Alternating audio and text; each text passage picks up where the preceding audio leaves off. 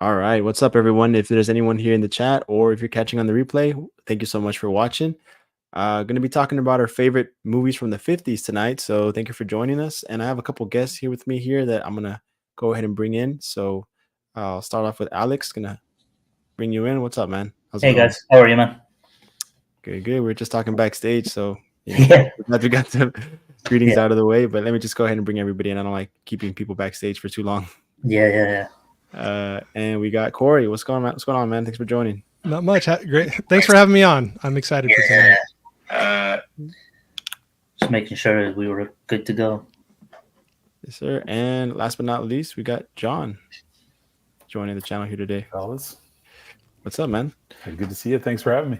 Yes, sir. So it's actually my first time chatting with you guys. I guess you can say, not in person, but on a live stream with Corey and John. So and thanks for coming. I mean, I know John, and I've actually seen your channel. I've actually followed you for quite some time. So pretty cool having you on, man. I know that you're really heavily into the classics.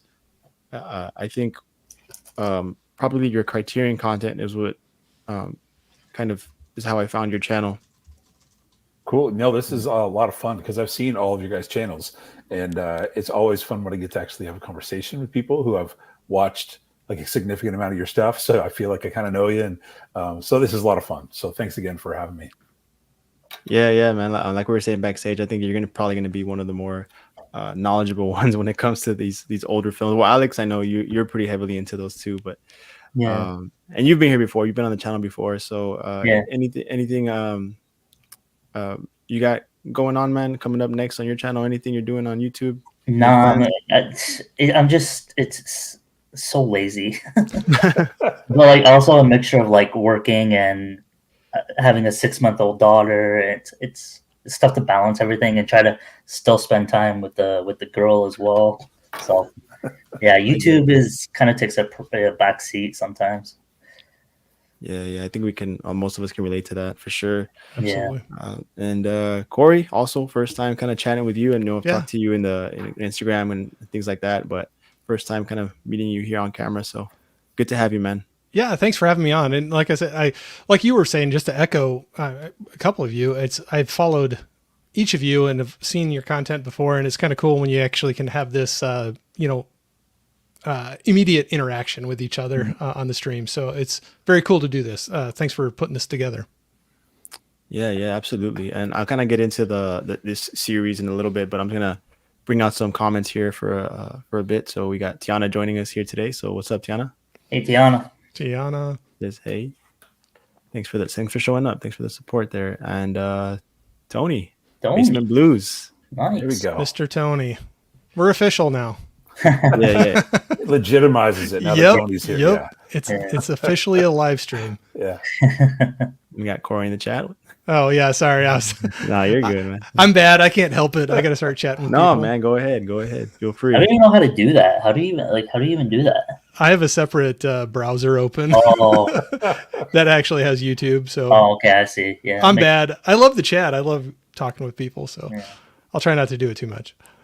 John in the chat. What's up, man? Thanks for being here. Jeff. Let me know in the chat. Are you guys fans of 50s films? You can, count down with us. Give us your top as we go. And some of them might even find out there's some that didn't realize were 50s films and they're fans of them. So when I started diving into older films, really have not to jump into that too much, but like 3 to 4 years ago, I started diving more into older films just to kind of mix things up. And there's so many that I'm like, oh yeah, I remember this one, or oh, I knew this one. But it's kind of surprising when you go back and look and like, okay, the 50s, what movies are there? And you're like, you start recognizing a lot of titles that you've heard of before. Mm-hmm. Definitely. And Laren here, always nice to see Laren. Good guy there. Oh yeah. Hey, Laren. Holland. Really formal with the names there. Edward, Alexander, Jonathan, and Cornelius. Actually, my name is only Alex. And my name is only Corey. So no, actually now, so Tony and Holland are both in here. So now we're official. Yeah. I see Holland in a lot of streams. Oh yeah. He's a great supporter. Yeah. Yeah. Tiana says he'll probably be the one that didn't know it was a 50s movie. And Johnny. Hey, Thanks Johnny. for joining, Johnny. What's up, Johnny. man? How's it going? All right. So kind of caught up here, more or less.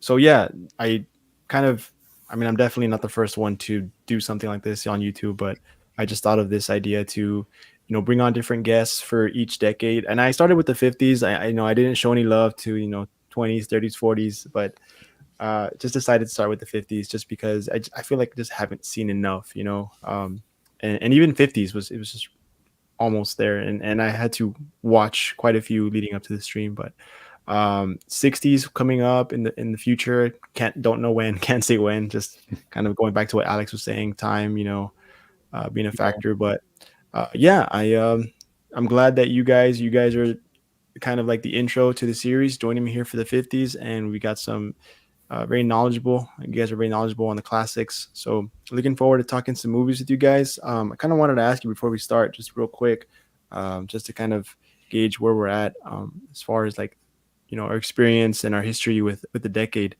I guess we'll start with you, Alex. I guess as far as like your favorite decades go, you don't have to give like an official ranking or anything, but where do the 50s kind of land with you? Is it First. more to like your favorite? Yeah. Yeah, no hesitation. I think the 40s and the 50s are first. It's hard to deny the 80s because there's so much great action in the 80s. And I think 90s is peak comedy. And then 2000s is tough because that's nostalgia. That's me as a kid. So I think I think the only decade that I'm personally not a big fan of is the 70s. I just never really connected with the 70s. But I think the 50s for sure is probably my favorite. All right, so no hesitation with the 50s being your favorite. So good to know. Corey, how about you, man? Where does it kind of rank among your favorite decades? I wouldn't say it's my favorite, but I've fallen in love with the 40s and 50s so much over the last, I think we were talking off stage or, backstage, the last 3 or 4 years, I've dug into that more, and I've just found more and more movies that some I knew of, I've heard the titles before, some I found out after I'm digging into it, and I don't know, I love it. It's so cool that there's so many resources out there. Like so 80s and 90s probably are tops for me. Like Alex was saying, there's so many great things there, but that's kind of, I was born in the 70s. And so like the 80s and 90s are a lot of my nostalgia. Yeah. But digging back the last few years into the 40s and 50s, I found so many great movies, and there's so many more out there. And it's kind of cool. It's like you're finding little treasures every once in a while. Yeah. Some title you never heard of, but you watch it and it's just, you fall in love with it. So it's a fun experience. For sure. Absolutely. And John, what about you, man? Well, I pulled up my stats on Blu-ray.com, and the 1940s would be the decade I have the most amount of films from my collection, and the 50s would be the third most. So yeah, I'm a huge fan. Like 30s, 40s, and 50s, I think are my favorite decades of film. I was born in the 70s as well, but 80s music and 80s movies I just cannot get into, and so I feel terrible about it, but I can't get into the 90s. I loved everything from the 90s on, but similar with you, Alex, 70s. So on my stats, 70s is by far the lowest. I only have a couple of films. Everything from the 70s I have in my collection is 70s television. So yeah, I would be 40s and 50s would be actually the bulk of my collection probably. Yeah. Interesting. So don't get you back on for the 70s stream. That's what you're saying. Yeah, unless you want to talk TV. Yeah. No, Or man, it can get you to dig into it more and find some stuff out there that you didn't realize was there, That's true. That's true as well. Yeah. Exactly. Yeah. Yeah, no, we all have our kind of our blind spots with film. There's just so many. I guess for me, yeah, we were talking backstage. I guess like Alex, I didn't get into watching movies and kind of expanding my film watching until fairly recently, the last couple of years. So, normally you don't really start with older black and white films. That's kind of something that's more niche, especially nowadays. But yeah, slowly but surely been kind of exploring more, especially thanks to Criterion.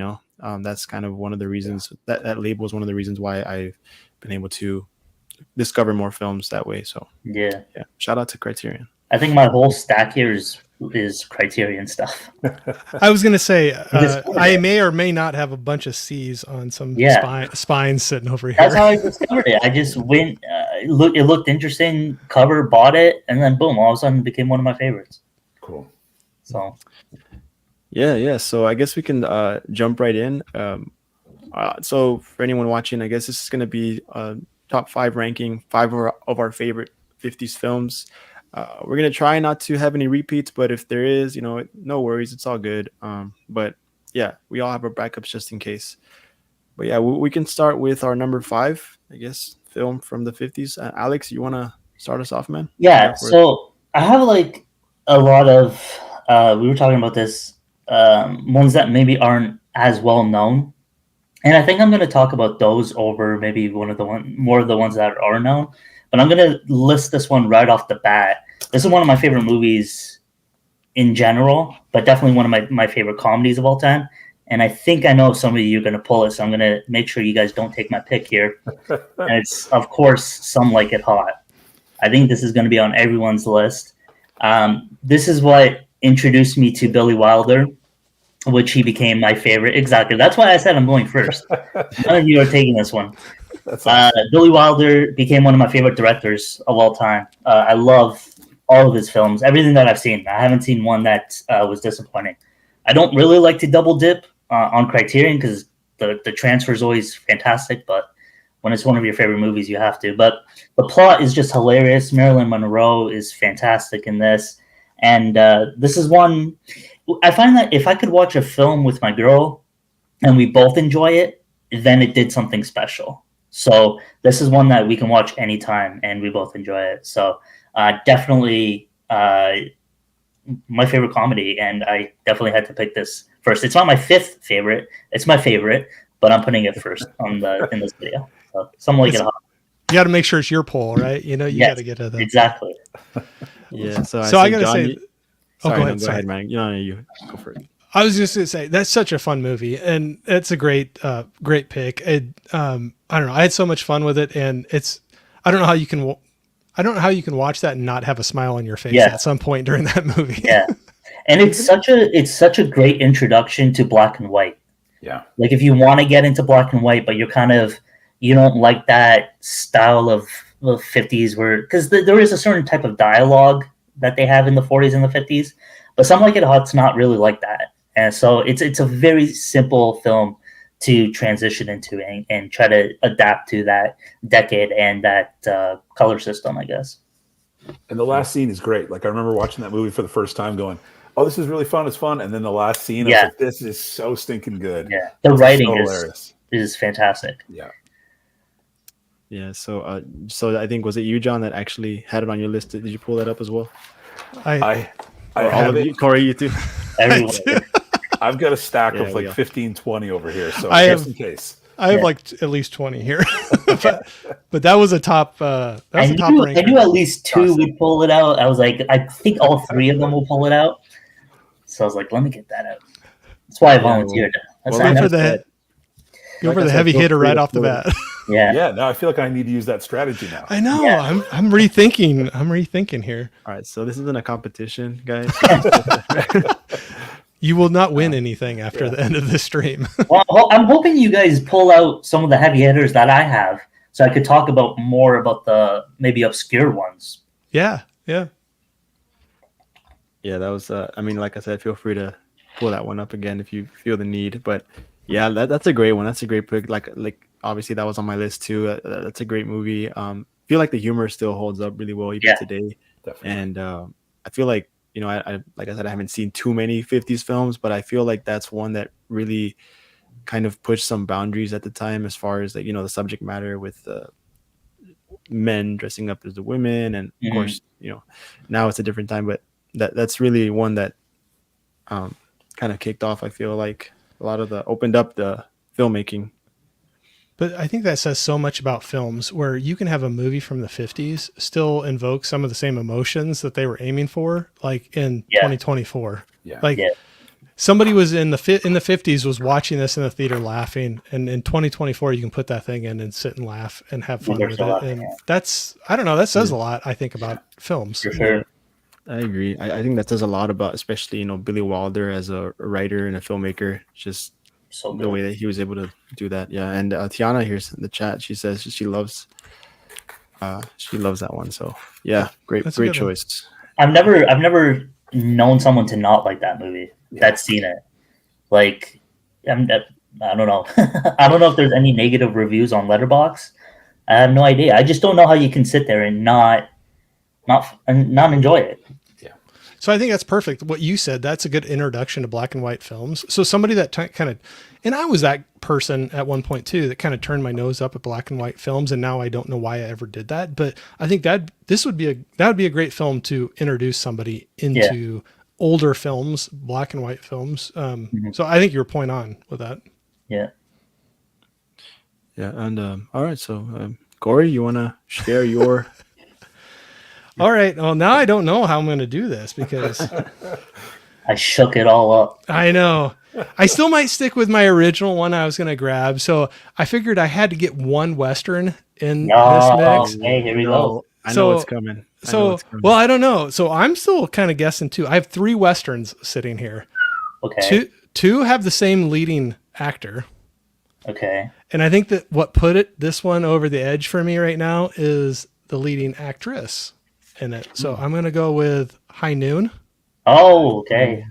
So we got Grace Kelly in there. So I think she put it over the top for me. So we'll do that for my my first one. So Gary Cooper and Grace Kelly in High Noon. I grew up on Westerns and so always loved them. I have a special place in my heart for them. And this is one that I think just epitomizes that Western feel where he's, I don't know, not to go into it too much, but the gang he put away is coming back to town, and is he going to run and tuck his tail or stand up for, his principles and hold his ground? And no matter if people are backing him up or not, what is he going to do? And I don't know. I always enjoyed this one. So I've loved that one for a long time.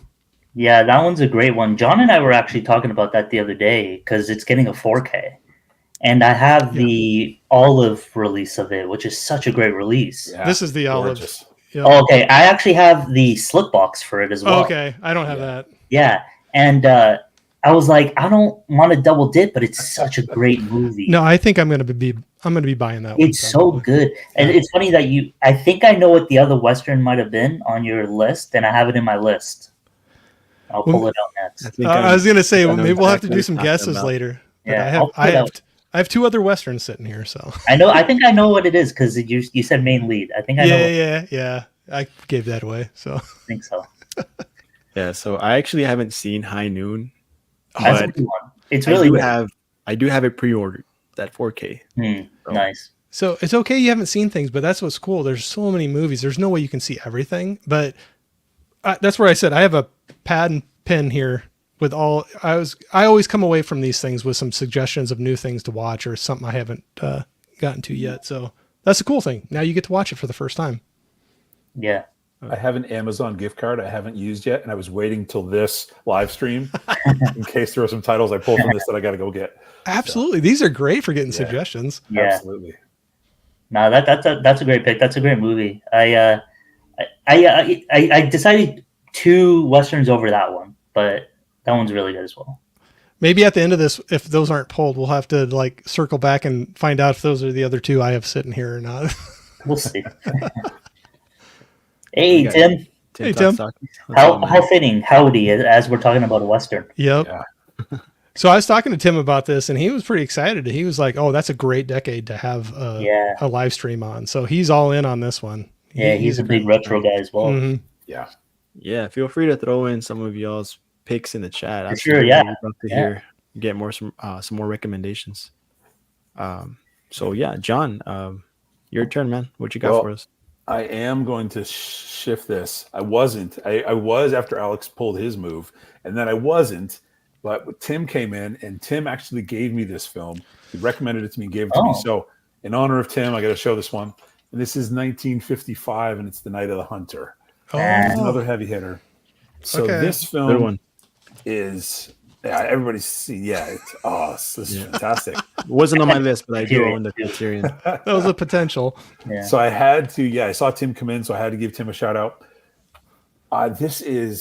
Tim told me how amazing it was, and so I put it in, and everybody's right about this film. And I loved some of the scene that I love the most is he's walking along and he's singing these little Sunday school songs. Yeah. But it is the creepiest situation, and he's just like that guy who shouldn't be singing this stuff, and he is, and it was just like chilling. And then that underwater scene, I was like, for 1955, that's pretty intense for 1955. Mm-hmm. And so, yeah, this film is just like, it's killer. Tim, thank you again, my friend, for recommending it to me and sending it to me. It is just one you could go back to over and over and over and never get sick of. So, yeah, Night of the Hunter, 1955, so good. Yeah, I think that's probably my favorite Robert Mitchum performance as well. I was gonna say Mitchum is awesome in that. I think he's so like he's great in general, but he takes that character to another level. That thinking about who could have replaced him in that movie, I don't know if it would do if the film would be the same without him. Yeah, he just does it's a subtle creepy. I don't know. He does it so well in that movie. Fantastic. Yeah. Tim definitely appreciates your pick there. When you said it was from Tim, though, it could have gone one of two ways. There was another one I was kind of thinking. I'm not going to say it, but there's another one. I know what you're talking about, and it might come out later. We'll see. Is that even 50s? That one? I think the one I'm thinking of, I thought was. I'll have to look it up. Yeah, I'm gonna agree with Tim here. Really yeah, good that's a cinematography good point, Tim. It is one of the best cinematography wise. Yeah, and I hear that at an initial release, it wasn't received too well until after. Was it Charles Lawton who directed that one? Yes, I believe directed Charles Lawton. Yep. Yeah. Yeah, so I think it was a bit of a miss in the box office, but it wasn't until after his death where it kind of received some more notoriety.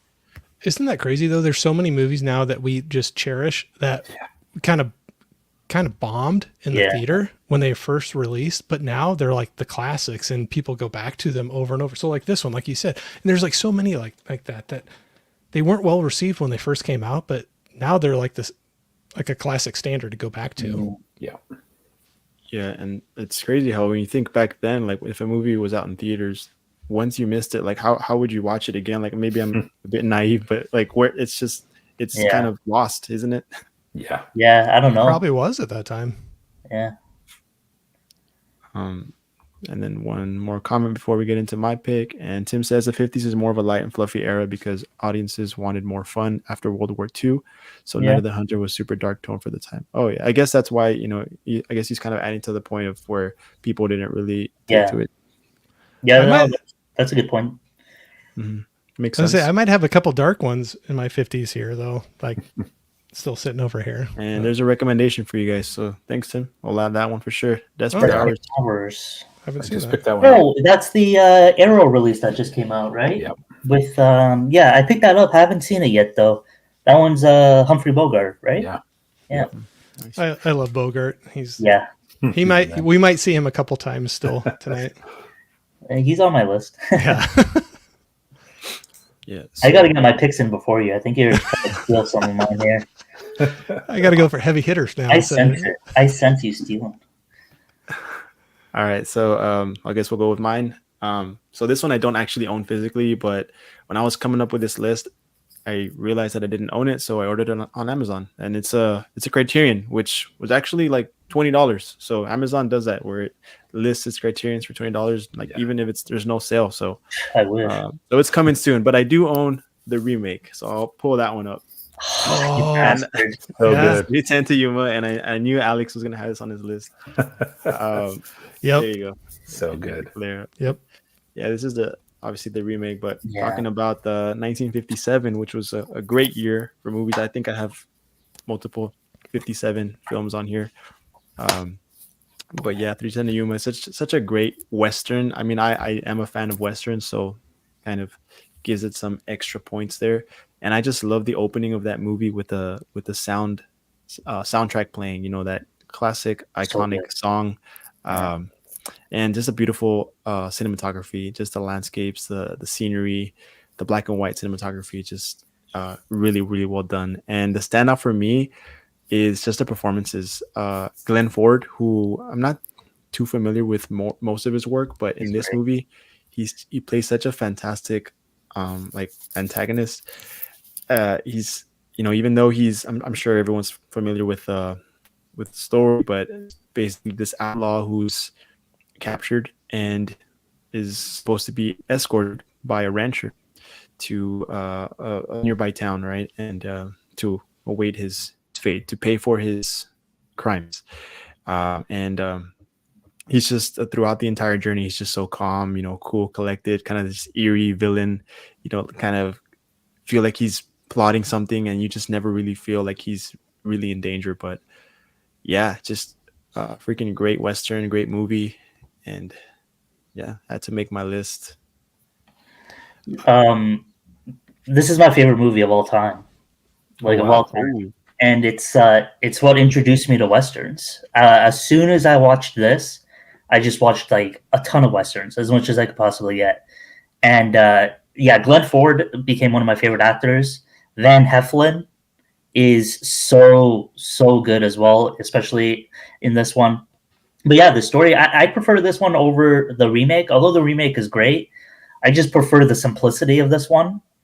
But yeah, Eddie, I'm glad that I'm kind of pissed that you brought that up because I wanted to do it. But I'm so glad that it was mentioned because I don't hear a lot of people talk about it when they bring up westerns. Maybe that's just from what I've seen, but to me, it's a staple in the genre. Absolutely.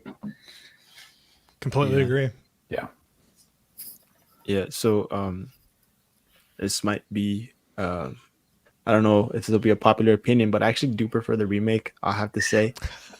But it's still great movie. Obviously, made my list. Has everybody seen that 310 to Oh Yuma? yeah, that's a great one. Phenomenal. That's a great Yeah. one. I actually watched them back to back, and it was really interesting to see the differences Oh. between the two, the similarities and differences. They're both so great. Yeah. Yeah. That's kind of fun to do double features of remakes. Yes. Yeah. Sometimes I've done that a few times with movies. I haven't not done it with that one. I'll have to do that sometime. I think I did that as well, a double feature. It's I've seen that one though, the original one. I don't even know how many times. Yeah, Tiana brings up that Disney has some good 50s movies too. Yeah, I was going through my Letterboxd account to see what Yeah. 50s movies I've seen, and I think the only one from Disney was Lady and the Tramp. But spoilers, it didn't make my list. So. And then Tim says, Corey, there's more dark stuff, but 50s was lots of shockingly fun sci-fi, beach babe movies, and other fun stuff that was most of the box office. I may or may not have some sci-fi in the stack too. We'll see. It depends what people pull. Yeah, Tim says he's not much of a Western guy, but yeah, he agrees with 310 to Yuma. Yeah. Yeah, We'll fantastic movie. We'll bring you around, Tim. Look at you. What are some of your guys' I guess like more favorite modern westerns? That's a good question, man. I'd honestly have to like look at what I've seen. Like you watch so many movies that you forget what you've seen. My one that really stands out to me though is and it's one that I don't even know if people have seen or not. It's called Old Henry. Oh yeah. Mhm. Yeah. And man, it just blew me away. Like I was watching it. I was at my girl's parents' house for something, and I just put it on real quick. And like I was so hooked that I was like pushing her to leave dinner. I was like, we have to go home. I need to finish this goddamn movie. And I finished it, and then I went out and bought it, and it was just so good. So that's probably the last Western that I saw that was really like, whoa. I'll be quick. I'm cheating. I'm going to throw 3 out. I know, but I'll be really quick. So first one, I grew up with Westerns in my house. So my dad always watched like Gunsmoke, Bonanza. And I kind of got to a point where I was like, oh, that's kind of what my dad watches. And that's the whole thing. The one that got me excited about it again, we went and saw it in the theater, was Silverado. So if you ever see it, Kevin Costner, Scott Glenn, Danny Glover, it's a fun one. 80s Western. Yeah, it's a good one. And then more modern, I'm older, so that's still modern Western to me, in the 80s. More modern, I love Open Range and Unforgiven. Those are two that I could just throw in and sit and watch Unforgiven is whenever. great. Unforgiven is The Quick great. and the Dead. Hmm? That's one that The Quick and the Dead. Oh yeah. Yep. That's one that I really like as well. True Grit, the remake of True Grit, I thought Yes. was great. Ooh, Okay. yes. Like Wyatt Earp, Tombstone, those would be ones that are big on my list. Mhm. Tombstone love has to True be the Grit. most quotable Yeah. movie of all time, probably. True Grit, one of the great I feel like underappreciated Coen brothers. Oh yeah. Yeah, That's not one you hear when you hear about Coen brothers too much. yeah. At least for me. I guess one that I saw recently that I really, really enjoyed, High Plains Drifter. hmm Okay, yep. That and it's a bit of a longer one, but Dances with Wolves. Oh, I I always need to love. watch that one. Great. I saw that in the theater. That was one that I was just talking about this other night. How they don't do anymore in the theater. That was one of them that they did an intermission in the theaters when you went in to watch it, where you were in the movie theater and they had actually put up an intermission Yes. sign on the screen, and they'd give you like 10 minutes to Okay. stretch your legs or do whatever. And Yeah, they should do that with movies nowadays. Some of Yeah, them is exactly. too long. Dune Part 2. My Yeah. God. I'd be fine with it. Yeah. Yeah. And then a couple comments before we get into our number 4. Tim brings up On the Beach with Gregory Peck and Ava Gardner. So it says it's on Kino. In case you guys want haven't to seen check that it one. out. On the Beach. I think I've already written down like 6 titles. That's why this is so fun. Well, I'm going to see how much money I spend after this stream tonight. And it's saying about Hell or High Water, another good Yes. Western. Yeah, absolutely. Oh, for modern? Yeah. Yeah, that's a good one. That's I a good really one. like that one. High Plains Drifter was Laren's favorite as a kid. Oh man, you That's saw a it as great a one. kid? I don't think I've Has seen a- that one. Has a brutal scene, but Oh, that's a good yeah. one. Yeah, so all right. So we'll start off with the next round here, number 4. And Alex, your turn, man. Sure. I'll go with another one of my favorites, I guess, before I go more obscure. Eddie, you watched this one recently and you didn't like it that much, and I was a little disappointed. But this is my favorite performance by Humphrey Bogart, and this is from 1950, and it's In a Lonely Place. And Dang it. I- Dang I- it. I liked go. it. I just didn't love it. yeah, 3 So stars. good. We all saw it. Don't cover it. Anyway, it's basically Bogart plays a super troubled character, and he gets really upset easily. He gets really violent, and he's suspected of murder. And those things kind of don't help his situation as they kind of close in on him as the suspect. But I think what really hit me was that like how easily he got upset. So I was diagnosed with bipolar like 10 years ago, and I've been on medication ever since. And watching this movie was like, whoa, like I saw so much of myself in his character where he would just completely switch. And thankfully I was never violent, but I just saw so much of that where he's fine. And then all of a sudden it's like, he doesn't want to talk to anyone, or he just has a fit, whatever it is. And when you watch something that you can gravitate towards like that, it obviously just helps the entire movie experience. So I was just hooked from the absolute beginning of this, and then throw in Bogart's fantastic performance, and it was just I just couldn't keep my eyes off this one. I thought this one was absolutely fantastic. I thought the ending was great as well, and it's another one that's shot really well as well. And then Nicholas Ray is I haven't seen too much of his work, but from what I've seen, he seems like a good director as well. So this is one that I definitely recommend. I was actually looking at my letterbox. Out of like the 1,000 and a little bit more films that I've reviewed, I've given about 36 perfect 10 out of 10s, and this is one of them. I think this is a masterpiece of the 50s. Don't listen to Eddie on this one, but masterpiece there. So Hey, there's man, a I gave it reason why positive John and review. Oh, sorry, Eddie. I didn't mean to talk over No, you. I was just saying I did give it a positive review. I just didn't, it wasn't Was like there a 5 heart? stars. There was no heart. There you go. Maybe on a rewatch. All right, what were you there's saying, a Corey? I was just going to say, there's a reason why John and I both had that sitting in a stack here. That's a great movie. And I tell you what, that ending, that's a heartbreaker. To me, I don't know, maybe I'm being over, but that was a tough, it was a great ending. Yeah. That movie. Or, Yeah. not great, but it was a tough ending, but it was to wrap up that movie. That I think that it's the pull, perfect ending. yeah, it pulls it into that noir, like feel. That's what noirs are, right? It's Yeah. supposed to end badly, and Mhm. it does end badly. Well, spoilers, but kind of. You kind But of yeah, know that. it's great. I love that one. Yeah. I'm a Gloria Graham fan, and that was Yes. like one of her biggest films. She Yeah. won an award for a different film, but for like notoriety, that was kind of the peak for her. She's great in that. Yeah. Yeah, That was my first time seeing her. yeah, she's great. It was me too. Yeah. Yeah, she was great. All right, nice pick. All right. I think it was just an off night for me. I must have been tired when I was watching it. You got to rewatch it. Get a lot of energy and watch it again. I will. No, yeah, definitely. No, I'm just kidding. I'm 'Cause, kidding. I mean, no. Like for one of my criterions, it was a blind buy for a criterion. So a lot of the times, like if I don't like a criterion, I usually try to sell it. But I didn't feel like I wanted to sell that one or anything. I definitely would love to give it another shot. So do you, not to go off topic here, but for all of you, this is something I do. And I was just curious if you do this as well, where there's some movies, if I'll watch it, I just know for a fact it's not for me. But there's some movies where I'm like, I need to give it a second. I need to give it a second shot, and where it was right on the border. So do you do that at all? Where you're just like, I need to table that and come back to it again. I will try to give a movie a second attempt before I sell it. I have no problem with selling stuff. I don't make a lot of money. That's how I fund my collection, by selling stuff that I'm never going to rewatch. Mm-hmm. Like just recently, I probably got rid of 200 films in total. I was over 1,000. I brought it down to 925, and but I just rather have a smaller collection of movies that if you were like, put this in, I'd be like, no problem. Yeah. But I think some movies need a second viewing. Mm-hmm. But there's some that you just know right away. It's just right. Not for you. The style or the story or the way that it was filmed. I think there's some that there's no going back. But a lot of movies, definitely give it a second chance.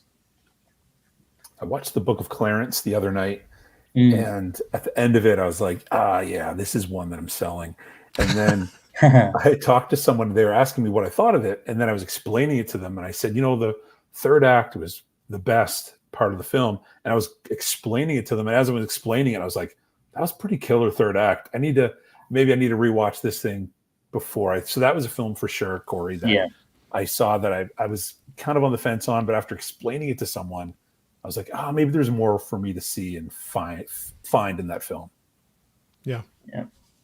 Yeah, sometimes you just have to let a film kind of just sit with you for a while, or talk about it with someone and get a different perspective maybe, and then it just kind of gives you a new opinion on it for sure.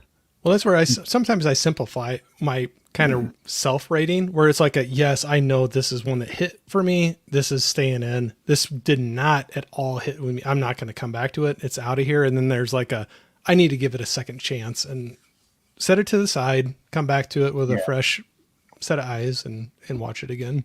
Mm-hmm. For sure. All right. And just catch up with some comments real quick, and then I believe Corey, you're up, right? But Laren says Rio Bravo, as far as westerns go, actually have not seen that one. Unfortunately, I haven't seen Rio Bravo. Write it down. That's a good one. I already did. Tim concurs here with In a Lonely Place. I haven't seen too much of Bogart, but he says, there you go. You don't miss often with Bogart. He's got some great ones. He's got some great ones. Caveman in the chat. What's up, man? How's it going? And Miss Caveman. Hello, you too. Hello. Thank you for being here. And Tim came in 15 minutes late, but curious if we'll see some Audrey in here. Some Incredibles 50s movies with her, including the classic Roman Holiday. So, spoiler alert, that was the one I was wondering if you were going to pull, John, when you said it came from Tim. Really? Yeah. I was actually thinking of a different film. Oh, okay. That was the one I was wondering if you were going to pull when you started talking about it, because he loves the Roman Holiday. He does. It is phenomenal. It is a great one. I don't own it, so I didn't put it on the list here. Same with me. I have the 4K on my little wish list, waiting to see if it drops in price. I'll grab it eventually, but I don't have it actually in the collection right now. Yeah, Audrey's great too. Mm-hmm. An Audrey one that I love, but it's not 50s, is Charade. Yes. Oh, that's a great one. Good. That's so good. Grant I love him in there too. Oh, Grant is so good. He's classic. Well, they're both classic, but that's a great one. Yeah. Sure. And then, all right. So Corey, you want to share your number 4. All right. Well, Tim was throwing out that he was kind of poking maybe a little bit at some sci-fi. So I'm going to go ahead. I got my Western in for tonight. I'm going to get my sci-fi in for tonight. We're going to go with The Incredible Shrinking Man. Nice.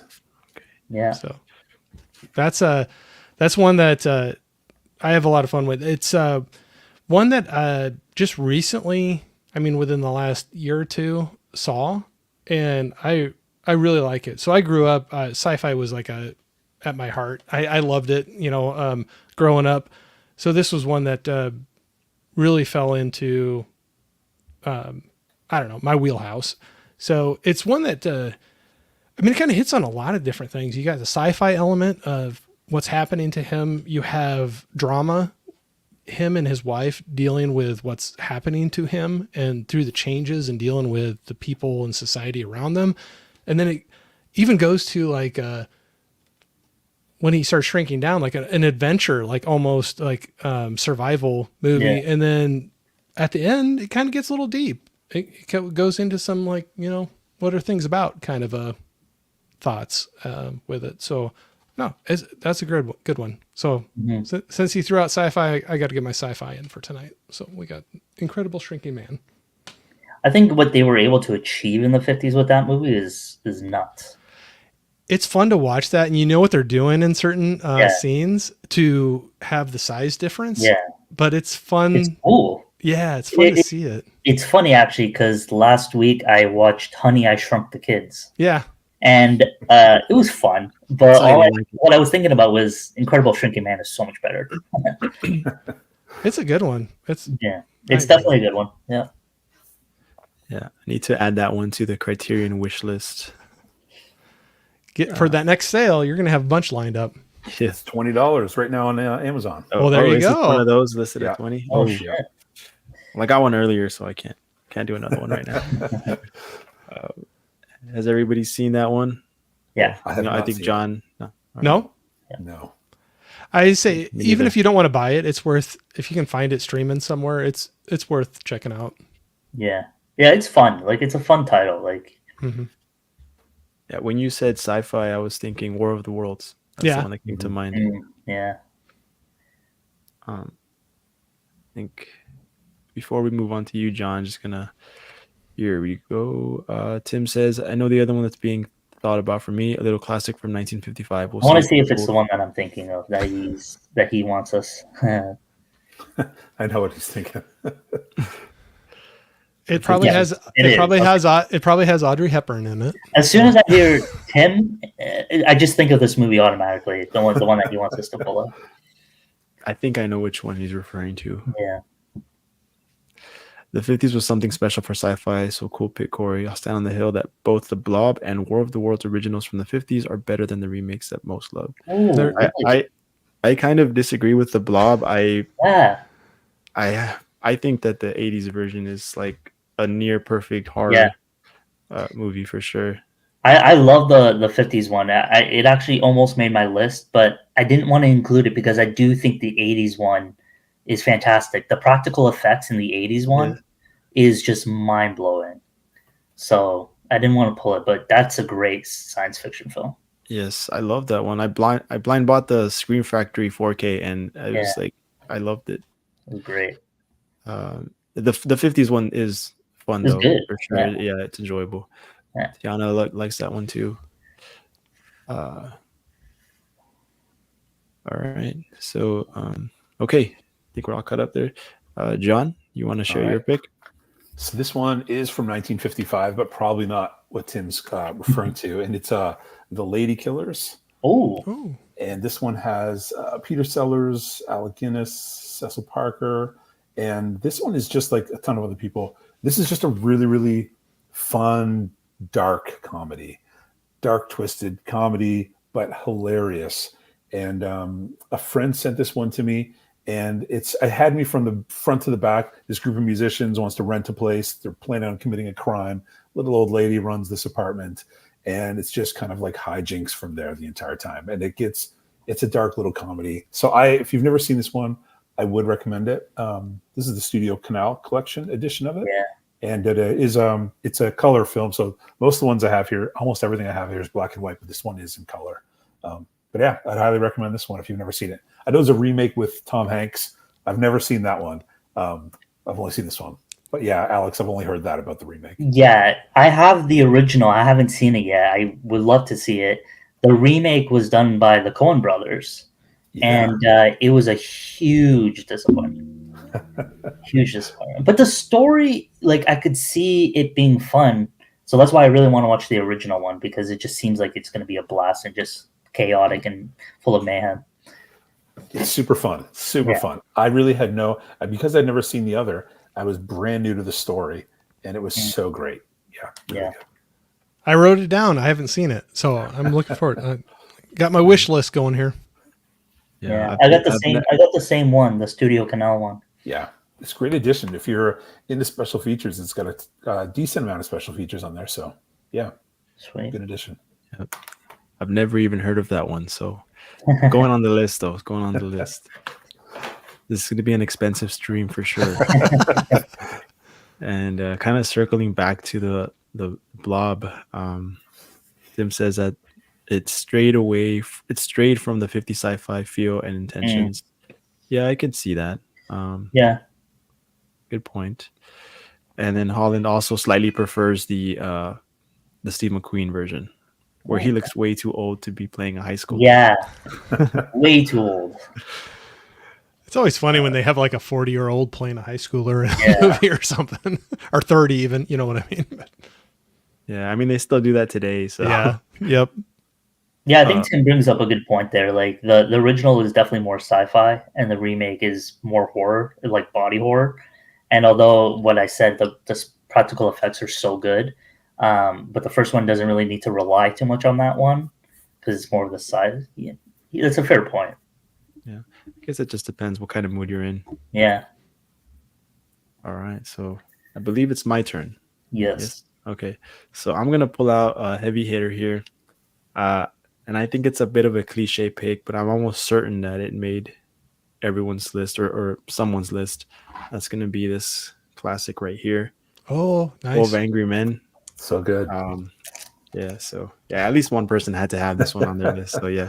Yeah. I mean, this is one that you hear about people who don't even watch movies from the 50s. They most likely have checked out 12 Angry Men if you're a movie fan. Considered, one of the best films of all time.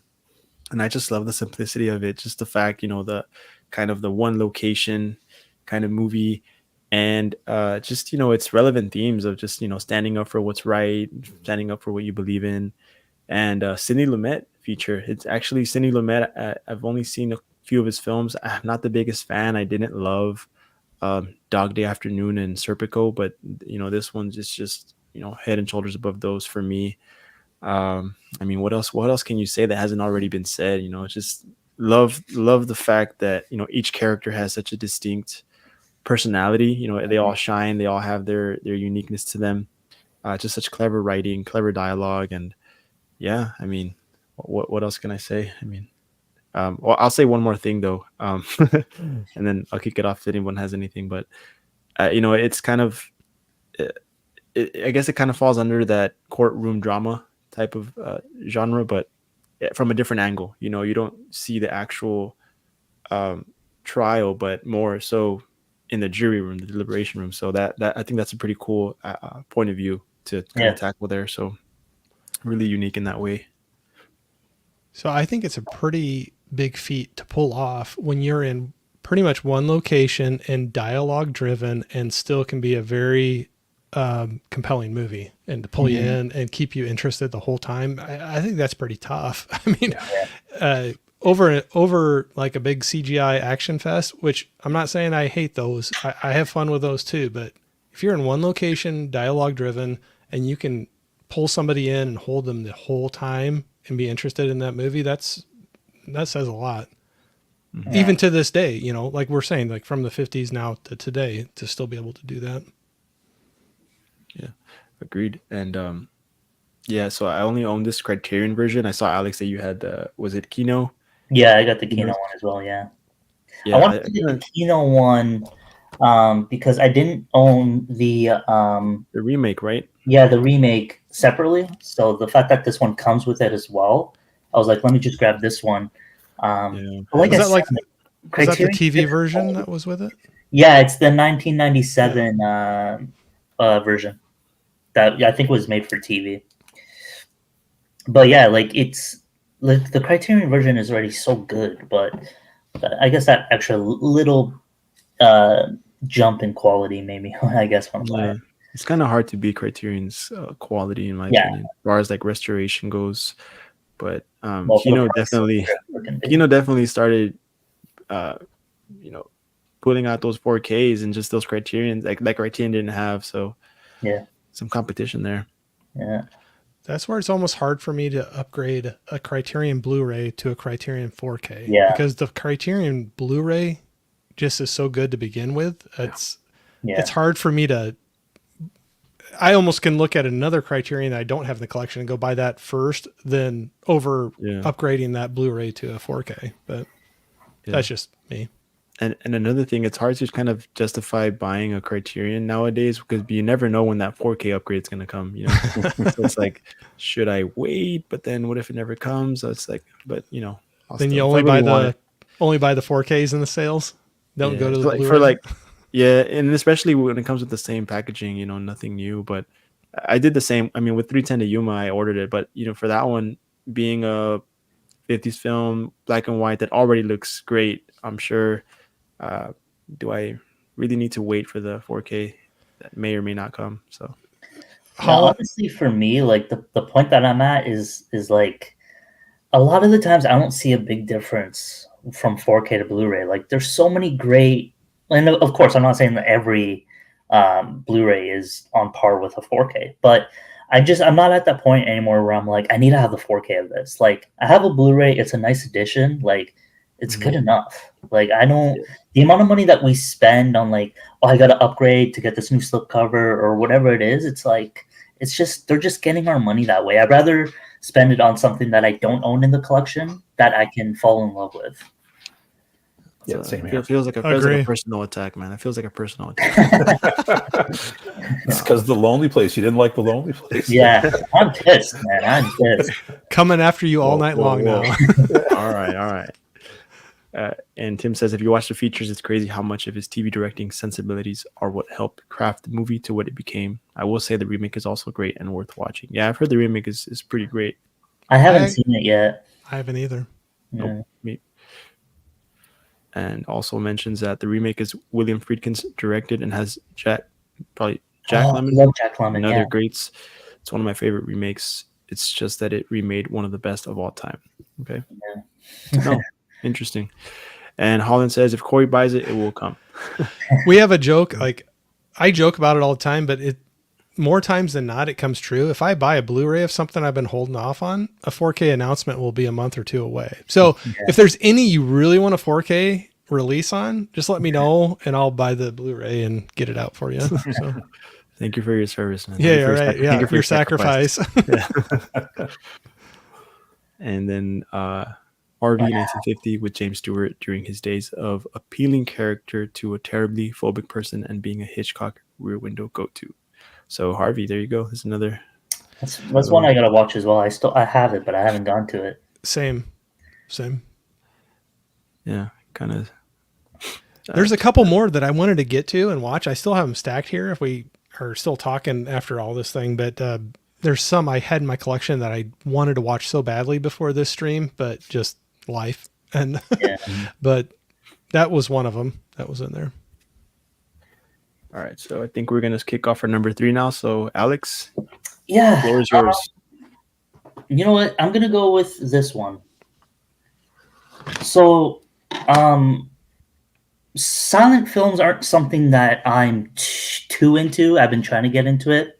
And I'd probably say Charlie Chaplin's one of my favorites just because of his mannerisms, the ways that he can act with just his emotions and facial expressions. But ironically, my favorite film by Charlie Chaplin is actually one from the 50s, and it's from 1952, and it's called Limelight. And okay, here we go.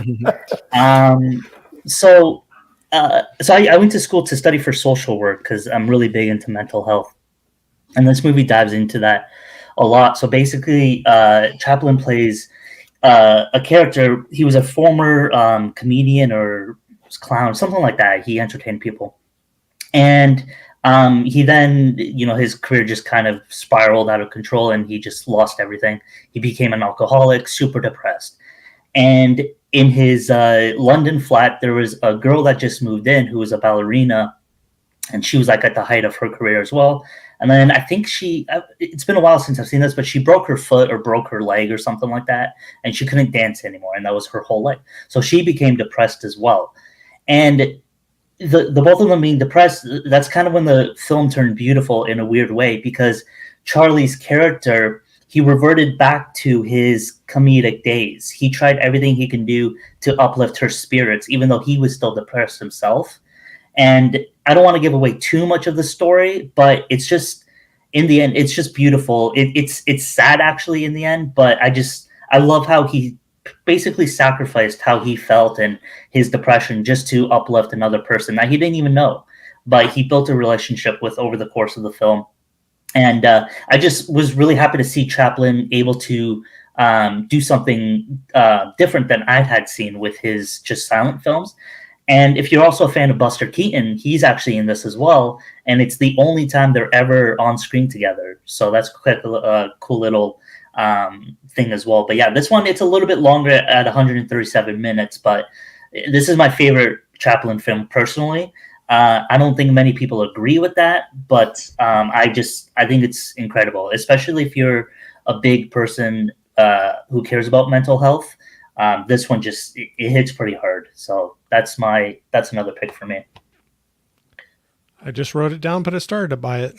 So Perfect. I'd never heard of it. Really? I'll be honest, I'd never heard of it. So Perfect. that's why I love doing these. Yeah. So John, you had that one on your list too. Do you want to maybe share some thoughts on it? It was on my list. It was in my 5. Yeah, everything Alex says is exactly right. It is a powerful film on mental health. I love Chaplin, and this is near the end of Chaplin's career. Yeah.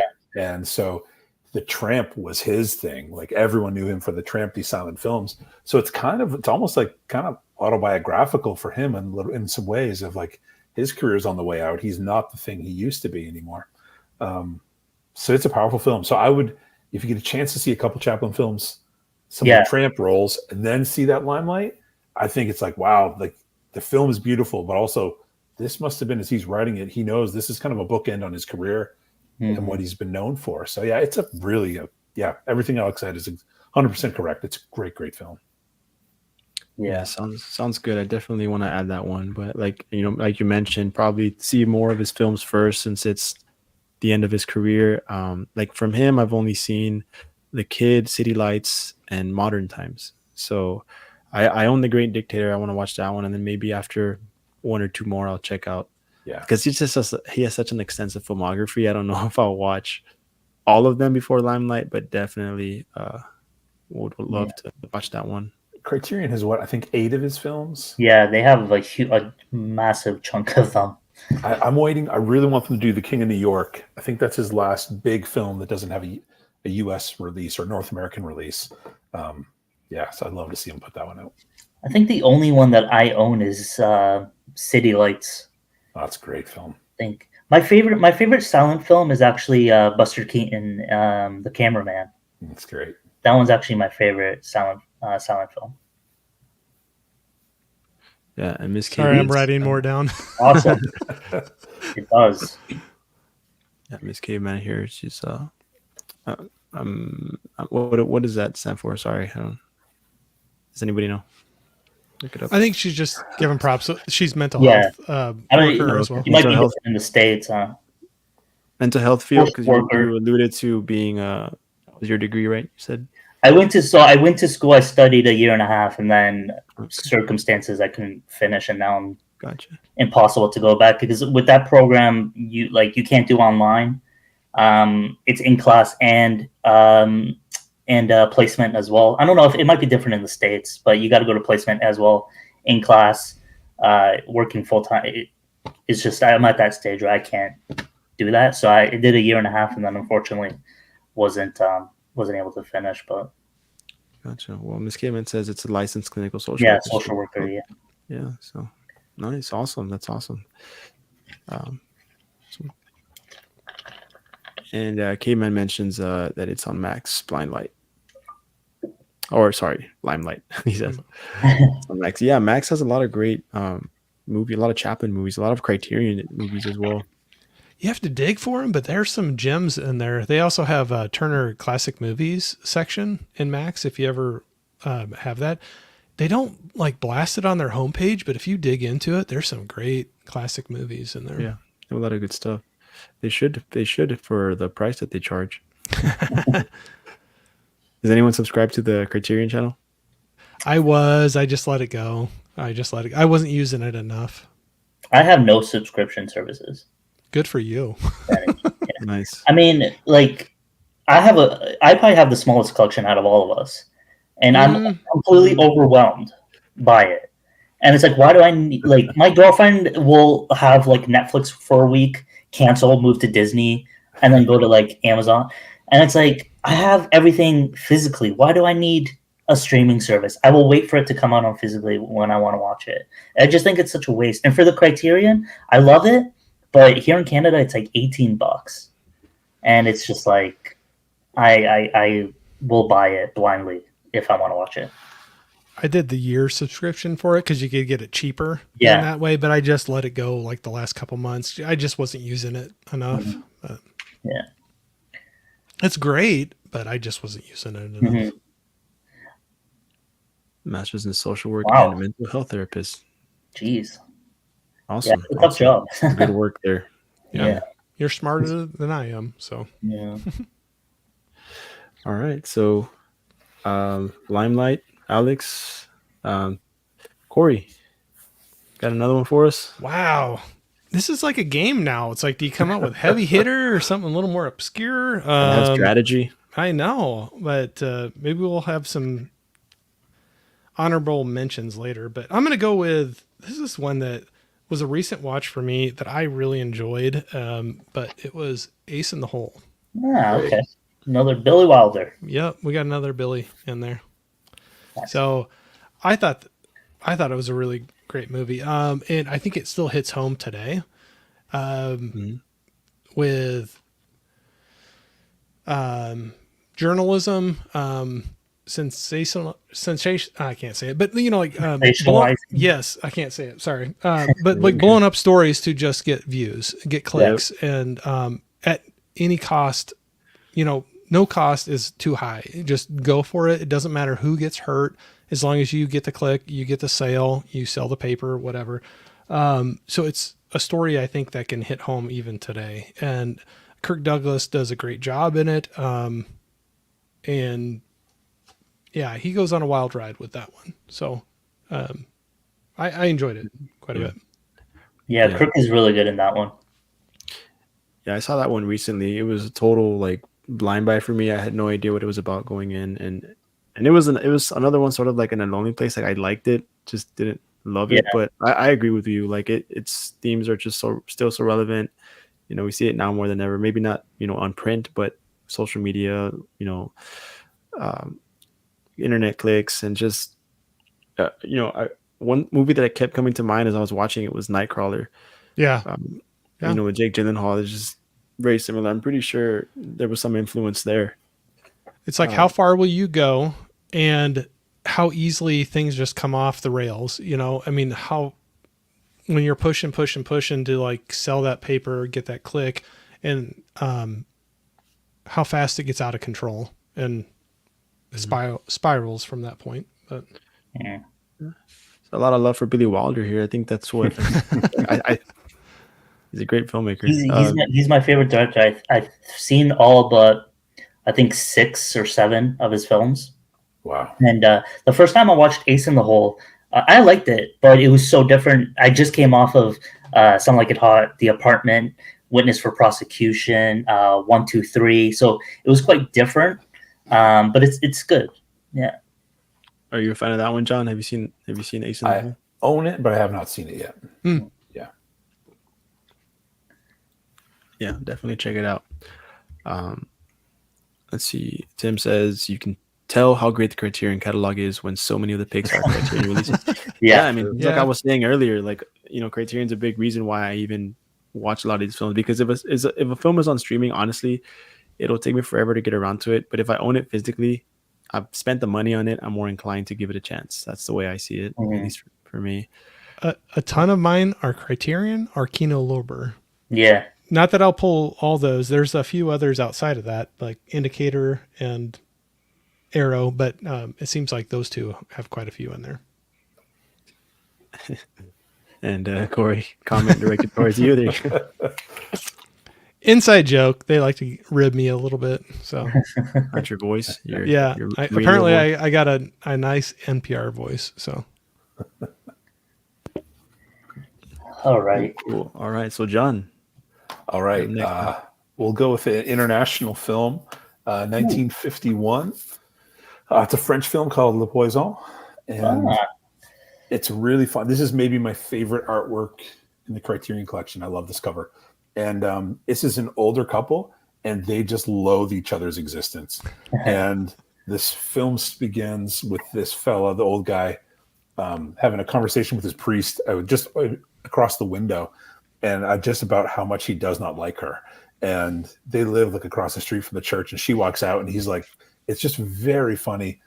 But they hate each other so much, and so it's in the title, Poison. They would love the other one to just not exist. And so it's a very dark comedy, and the ending is just ridiculous, but very, very funny. It's one that I actually just recently watched. I've had it for a while, but I would recommend this one if you're cool watching French films with subtitles. It's really great, really, really funny. It's only 85 minutes, so it's a pretty quick watch. And yeah, dark comedy, very, very funny. I wrote it down. Yeah, that's one I had in my hand a couple of months ago, and I just here Criterions are like about $40. So at that point, I was just like, I didn't know enough about it, and I kicked myself because I've heard great things about it, and then I saw you posted it on your Instagram that you were watching it the other night, and I was like, damn, I wish I got it. So I don't know who told me about this one. But when I saw that, Alex, you mentioned sometimes you see the artwork on it and you're like, oh, this looks so good. I saw the artwork and this is like, this looks hilarious. Yeah. And it's cool. It's hard to see, but she's holding a bottle of poison behind her back and he's holding a knife behind his back. And all of this plays into the film. Yeah, it's really great. Yeah, it sounds fantastic. Yeah. That's one thing I love about digging back into these older films, the lost art of keeping a movie under like 90 minutes, Yeah. And still having a tight, great story, and but for sure. Yeah, I noticed that as well when I was picking through some of these movies. A lot of them were like, oh, this one's 80 some minutes, 90 minutes. Some easy watches. Yeah, it's some will rare push for 2 movies hours. back in the day to be long. Yeah, some of them are, but it's like there's so many great ones that they tell a great story in 90 minutes, and fun with So it. much filler these days that you can get rid of it, and still it ends up being the story can be told much quicker. Mm-hmm. You think it'd be the opposite with, assuming the attention spans are much shorter nowadays. Yeah. Whereas movies are longer now. Yeah, that's true. But, who knows? I don't know. Not to go on a tangent, we don't have to stick on it, but there's a conspiracy theory. It's because of streaming, and the more minutes, the more hours you have somebody watching, that the more money they make. And so they're stretching things out to have the watch time longer. Makes sense. Yeah, that does make sense. But even like the big blockbusters like Oppenheimer, Dune, like extremely long. We need that intermission for sure. Yep. All right. Or old guys like me do anyway. So yeah, like a quick nap break, Yeah, stretch the legs out a little bit. Tim says Warner Archive is also pretty incredible for preserving. That's next for me, Tim. I got one coming up. They have some great movies on that. What I do is what helps me determine what movie to watch, because that's the hardest part about being a collector, is figuring out what movie to watch that day. I pick a section of my collection. So usually I'll go through labels. So this month I'm actually going through my Warner Archive collection. So I only have 4 titles left to watch that I haven't seen yet in my collection, and yeah, they're just fantastic, man. Like going back on this, like they have so many great classic films, and like just not even just black and white, like even just like 80s and everything. Well, that's what they have. They're all over the place too, but it's like great stuff. Like just recently, I got anything from Strawberry Blonde was one I grabbed off theirs to Looney Tunes Cartoon Volume 1 to Judgment Night. You know, I just like watched that the other night. Yeah. yeah. So it's like it's all over the place, but they're all great movies and our media. All right, so oh, and Miss Gaiman also just says that it's a compliment, Corey. Yeah, no, I know you guys. You kid because you care. If you didn't make fun of me, I'd worry. Yeah, and the TV movies are all 71 minutes or less, and get it to 80 minutes for the theatrical. Okay, so I guess it's my turn then, right? Why? Yes, sir. Okay, so this next one I actually do not own on physical, and it's one that I saw recently, and I was blown away. I really, really enjoyed it, and that's actually also a Billy Wilder film, Witness for the Prosecution. Yeah. So, this is a really good one. It's the only other Charles Lawton film I had seen was I believe it's the 30s Hunchback of Notre Dame. Yeah. And well, in that one, I feel like even though he's covered in mostly makeup and costumes, he definitely has this presence, as an actor and a great physical performance. But here I feel like his personality is able to shine a lot more, and he's able to show more of his range as an actor. And I was immediately drawn to his character. He plays this lawyer and coming off a medical issue, and he's advised to take on more, just easier cases. Something that won't be too much of a strain on his health, and he just comes across this murder case. Who for him, as someone who, is passionate about what he does, he just can't resist the offer. So. It's just a great movie. I feel like the dialogue is just so tight, so engaging. It was actually surprisingly funny to me. I actually chuckled quite a few times, and I don't do that too often, especially with older films. So, Witness for the Prosecution. I mean, another one. I just realized another one of those courtroom movies, and maybe I just big fan of courtroom movies, and I didn't even know it. But that one was put out by Kino. I don't know about the special features. I have it back there, but I'm not sure about the special features. But yeah, that's it's my 4th favorite Billy Wilder film. The amount of turns and twists in that story, especially near the end, is like I was literally watching it and I couldn't believe it. It was so good. Excellent pick. It's a fantastic movie. Yeah. Without spoiling anything, I kind of wish the ending would have gone a little differently, but it still didn't hold the movie back for me too much. Still really enjoyed it. But there's like 2 to 3 twists in that ending. I guess the final ending, there's like what? It was good. It was great. I was satisfied with one of those, and I wish it would have just stopped there. But anyway, that's not how life works. I guess, has anyone ever seen that one? I guess, sorry, that was like a minor spoiler there, but You're good. I wrote it down. I have not seen that. I've not. It looks sold out on Amazon. I just looked it up. I've not seen it. It's I found the Kino edition. I caught it on. I think Kino's the only one that put it out. I don't think there's like a regular Blu-ray. Yeah, I think I caught it on Tubi. Yeah, I think it's streaming. Yeah, Tubi's underrated. What makes that movie so good, like not even just the performances, and again, it goes down to Billy Wilder, like the writing, like it's just it's just fantastic. As long as you have a region free player, they Eureka looks like they have a release of it too. Yeah, like I was already a fan of Wilder because I had seen The Apartment and Some Like It Hot and Double Indemnity, like all fantastic films, but this movie just really, like I mentioned in my Letterboxd review, it's really cemented Wilder as for sure like a top 10 director for me. Just Ace in the Hole would probably be towards the bottom from what I've seen, but even that was super solid.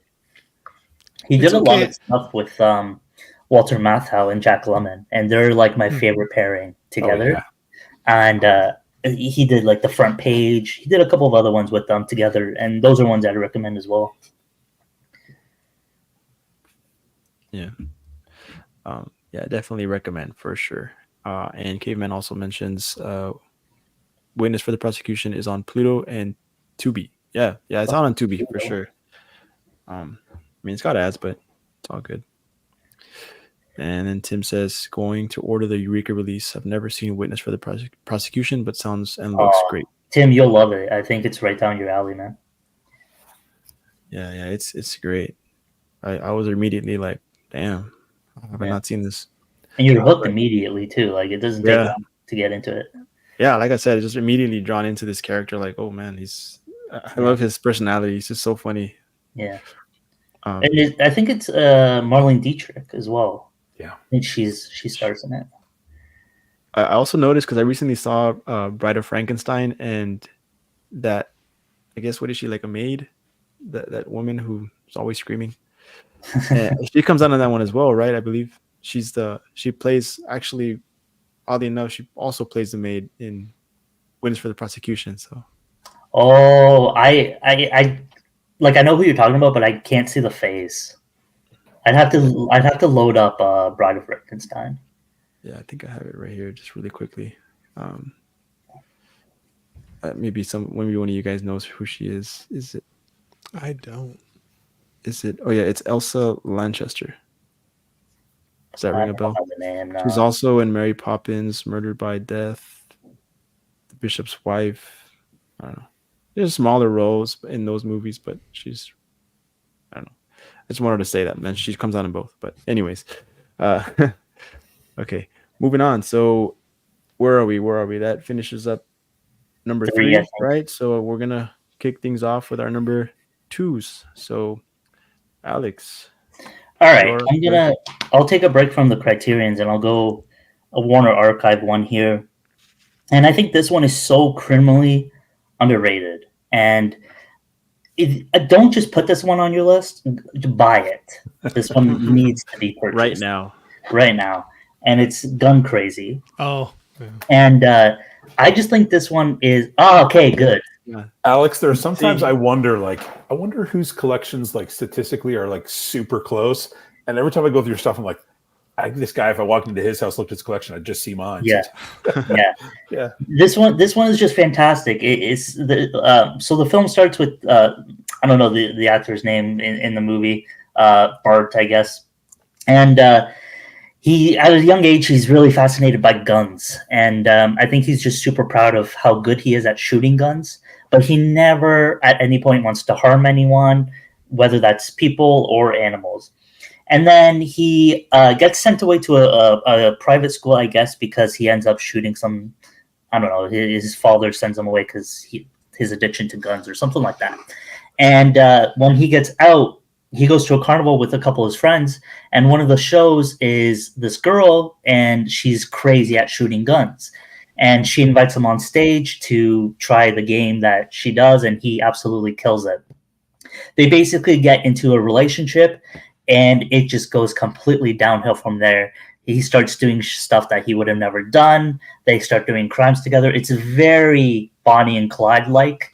And I think this one came out before Bonnie and Clyde. So I do think that if that's true, there was definitely some inspiration taken from Gun Crazy.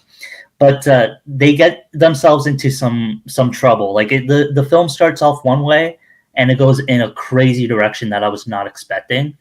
And it's just, like I said, this is one that I want everyone to own, because I think that no matter what, you'll enjoy it. It's so incredible.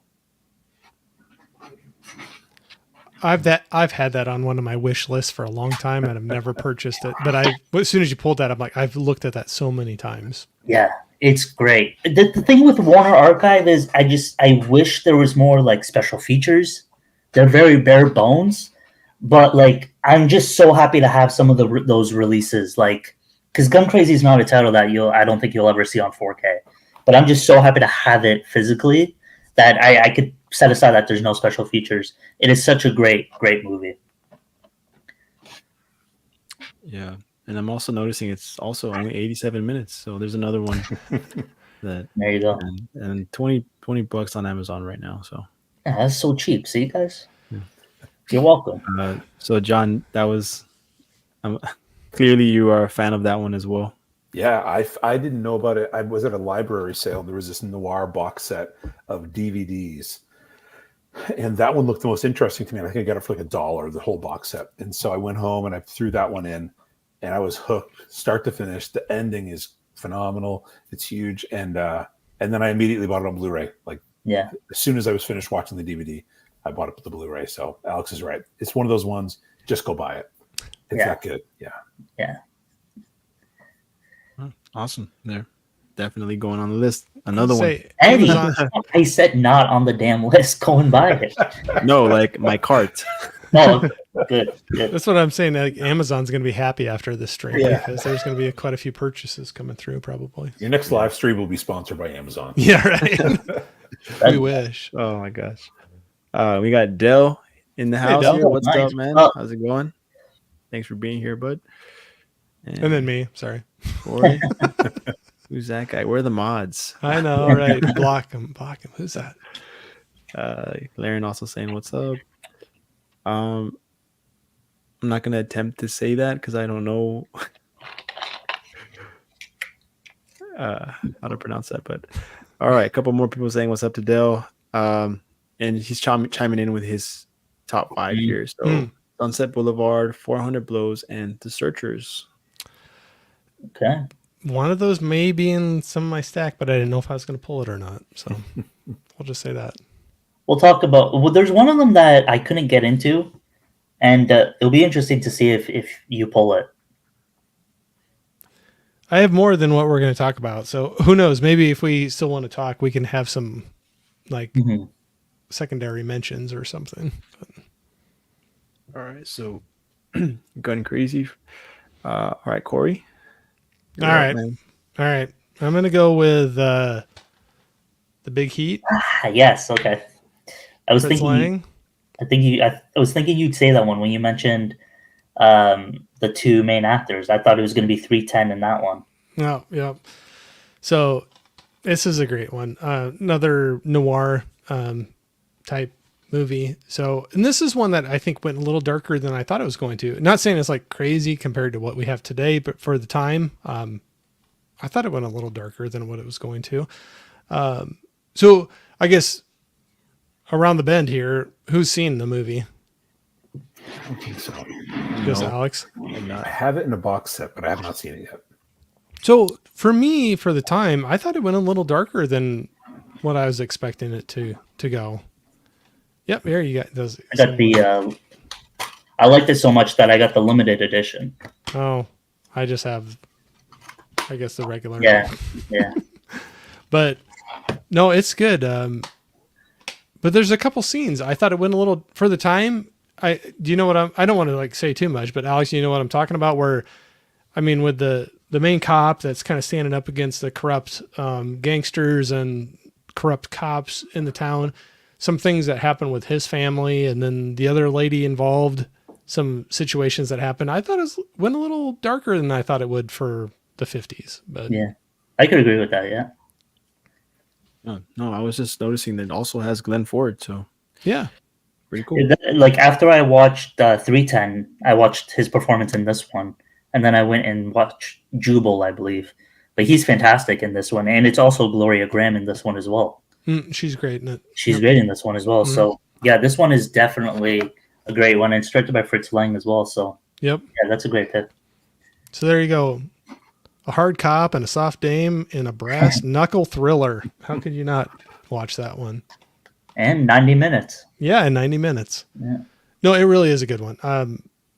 If you're into noirs, I think it falls into that category. And The great thing also is if you guys want this one, Indicator is primarily region free, and their sales are absolutely incredible. They just had a sale, and I don't know what it's like in the States, but I've ordered through them like 3 times. I get like 15 to 20 movies, and they do like 3 for $6. Yeah, like $6 a title. So in the States, that's probably less, like $4 to $5 maybe. maybe a little bit more. I don't know. Yeah.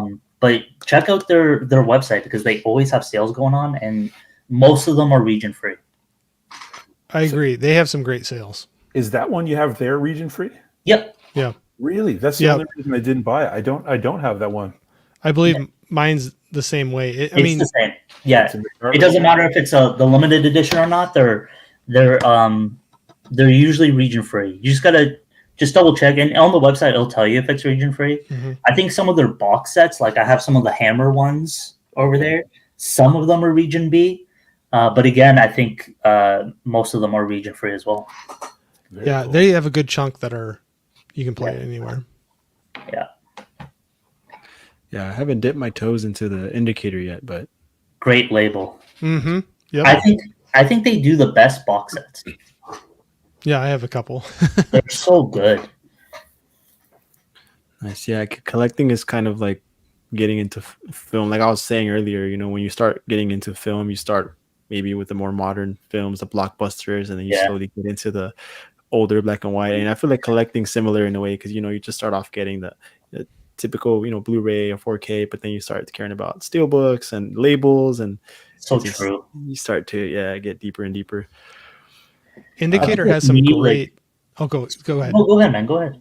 Oh, sorry. I just was going to say Indicator has some great noir box sets, and I have a few of those, and it's a great way to dip into some great films. Yeah. And Caveman says that Gun Crazy is on Tubi. Nice. Oh, I didn't know it has a remake. Yeah. 1980s. If it's on Tubi, I might check it out tonight. So, hearing a lot of praise for that one here. I skipped one here. Tim here. Any intentions to do one of these with 40s movies as well? So like I mentioned at the beginning, I'm going to be doing one of these for every decade leading up until the 2020s, obviously. And I just, for some reason, I don't know, maybe it was a bad decision. I decided to start with the 50s. But like I said, I just feel like I haven't seen enough 40s. I wouldn't be able to give a proper list. I even felt like that with the 50s, honestly, but got to start somewhere.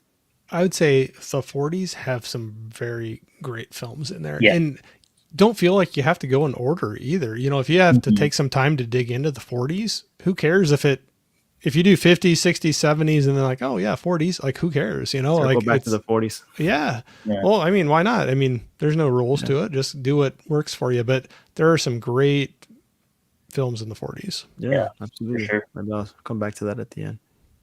Let's see. Indicator is great. Sales are Kino level pricing. Yeah. Good to know. Another label for me to spend my money on. Well, did you say it was Powerhouse Films, that website? Yes. Yeah. Yeah. It's Indicator Power. They're called like Indicator Powerhouse Films or something Yep. like that. It's a UK company. Okay. They just had a sale that ended like a Thursday, I think.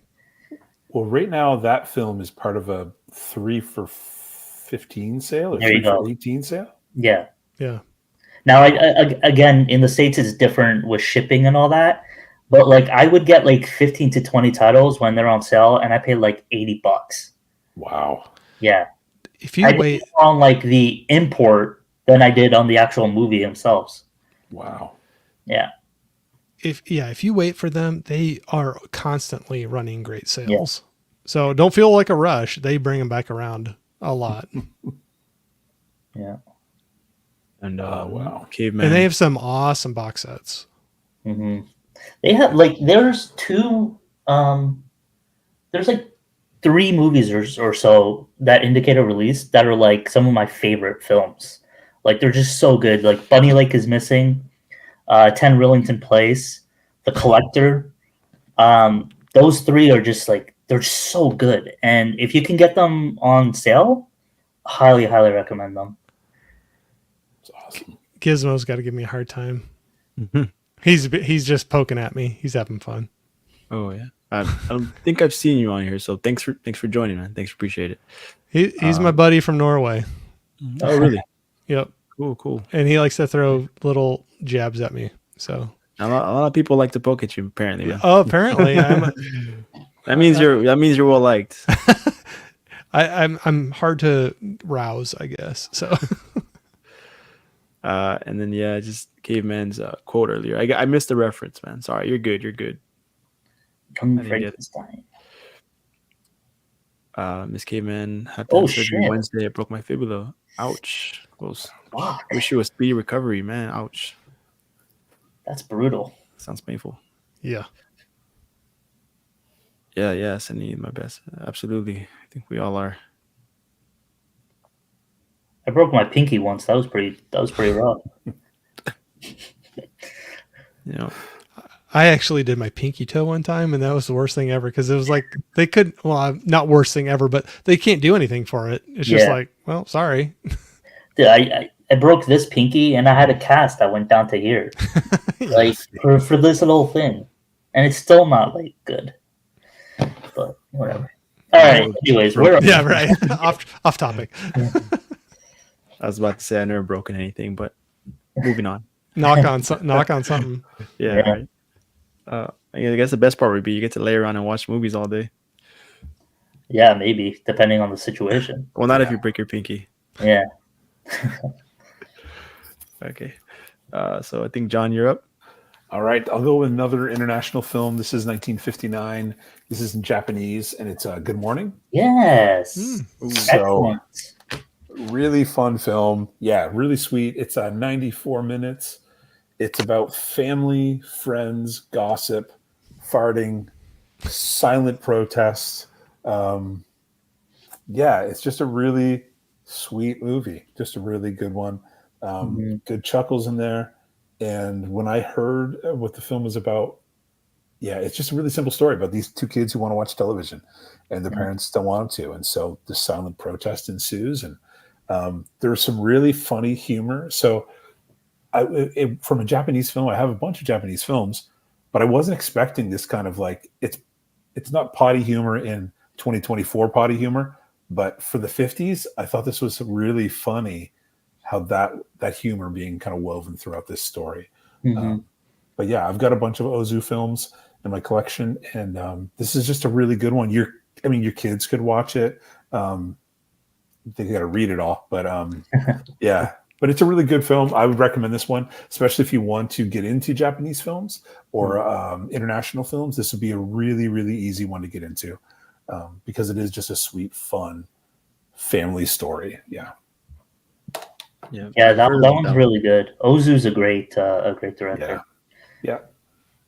Great on family dynamics and relationships, and I included that one on here because the 50s is so many darker film noirs, so I wanted something a little bit lighthearted, and you beat me to the punch there. Well, we're giving you back the favor. You got me. Yeah.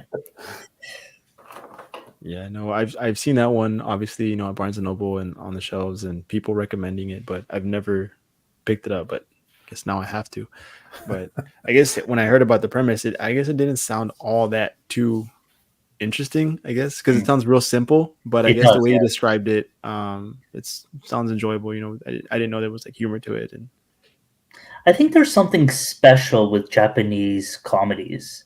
Like from what I've noticed, I haven't seen a ton, but when I just in Criterion alone, they have that movie Tampopo, and that's another Japanese film that is on the comedic side, and it's just about like noodles, but somehow it's funny, it's interesting. It's a premise that is so simple when you read it, you're kind of like, but then it just sounds great. I picked up another one called The Funeral that I haven't seen yet, but I've heard fantastic things about it as a comedy as well. So if you like comedies and you want to try something different, I think Good Morning is a good shout. Yeah. Awesome. Yeah, and Dale says his number 2 is 12 Angry Men, and that was brought up. Dale has an epic list here. A lot of big hitters. Those are just furniture finders. Yeah, that's the worst. They suck. Gizmo, if none of you have Animal Farm on your list, I will throw more communist statements at Corey. He's having fun. He's just joking around. It's not on my list. I don't know. Yeah, I don't. Unfortunately, I read the book, but I've never seen. He's talked about it before, but I remember reading the book back in the day. But Not Yeah, the movie. I don't even, to be honest, I haven't even heard of it. Animal Farm? Yeah, You never had to read that in school? I was born in the 90s. Oh, okay. Sorry. I I'm honestly, old. I'm old. I'm old. I'm from the '90s. I never heard about it until now. again, like in Canada, maybe John, you lived here for a while. I grew up In like Canada. when I was in school, in high school, even in English class, I don't remember reading any books. I remember being required to read them, but I do not remember reading them. I think when I reached high school, that it was replaced by films because we watched Lord of the Flies, That's the and book I was required to read. I yeah, read that one. we watched a couple of movies. I don't remember them ever having us read. I think the curriculum changed by the time I got to high school. John, you've heard of it, right? Yeah. Okay. I was like, don't let me be the only one. No. I've heard of it. Animal Farm. What's the? Yeah, there's another. I don't own that book. I own another one of his. No, I was leaving high school mid '90s, so. Me too. Yeah. I was just born. I think we're pretty close, John. I think we're pretty close. Well, it's about my bedtime, guys. Yeah, right. I think Wheel of Fortune was already on TV. So Yeah. no, just kidding. Excuse me. Okay, so I believe it's my turn. So my number 2. So yeah, and just kind of real quick, Ismail also mentioned Seven Seal must be on the list. Yeah, there's just so many good films. It's one of the reasons I kind of didn't want to do something like this is because you are going to leave some great films off your list. Unfortunately, it's the way it goes. But I kind of thought we'd just go with ones that we more personally enjoyed. So I was back and forth on this one. I'm between two. One of them was a Hitchcock film that I did like, but I'm gonna have to go with this one instead. And this is also a little bit more of a cliche pick, but I had to do it.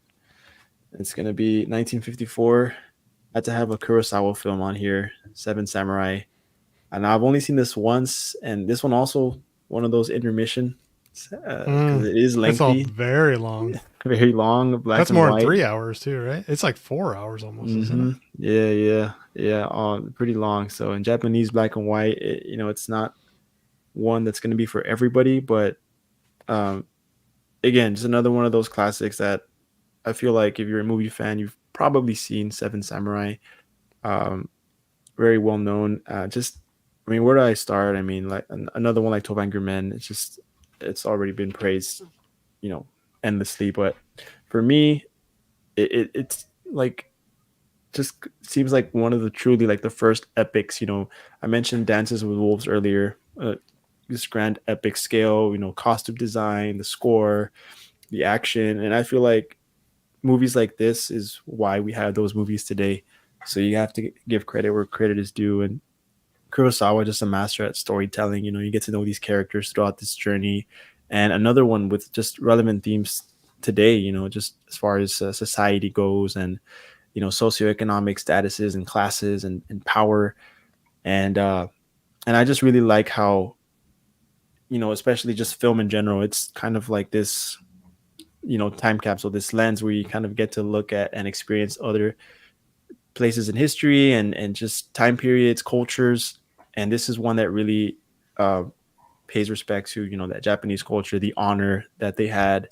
And just, yeah, I mean, I can just praise this movie on and on, but a lot of respect for what Kurosawa was able to do, especially at the time, and the limitations and technology and all of that. So yeah, Seven Samurai, and love this Criterion edition. This was honestly one of my first Criterions that I purchased. I think I bought 3 like through my first purchase for Criterion, and this was in the stack. So great movie. I think you're right, Eddie. Like that's one of the things I think is so great about the Criterion collection is I don't think I would have got into international film if it hadn't been for the Criterion collection. And now I'm seeing films from all over the world and learning so much about different cultures and different parts of history. and it's and with all the special features you have on these films, like it's a legit education you're getting on culture, on film, and so yeah, I think that's one of the real benefits of that label.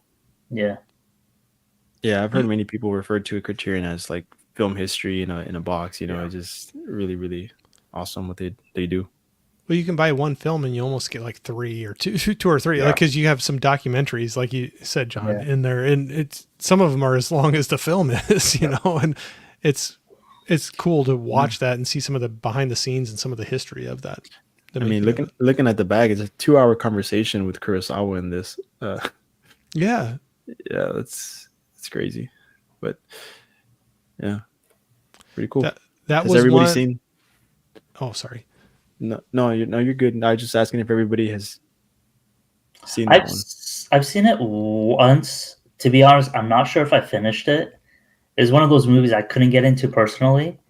I'm not a big samurai guy to begin with, but I really do enjoy Japanese films. So that's one that is kind of what we were talking about earlier, where it's worth a second watch for me.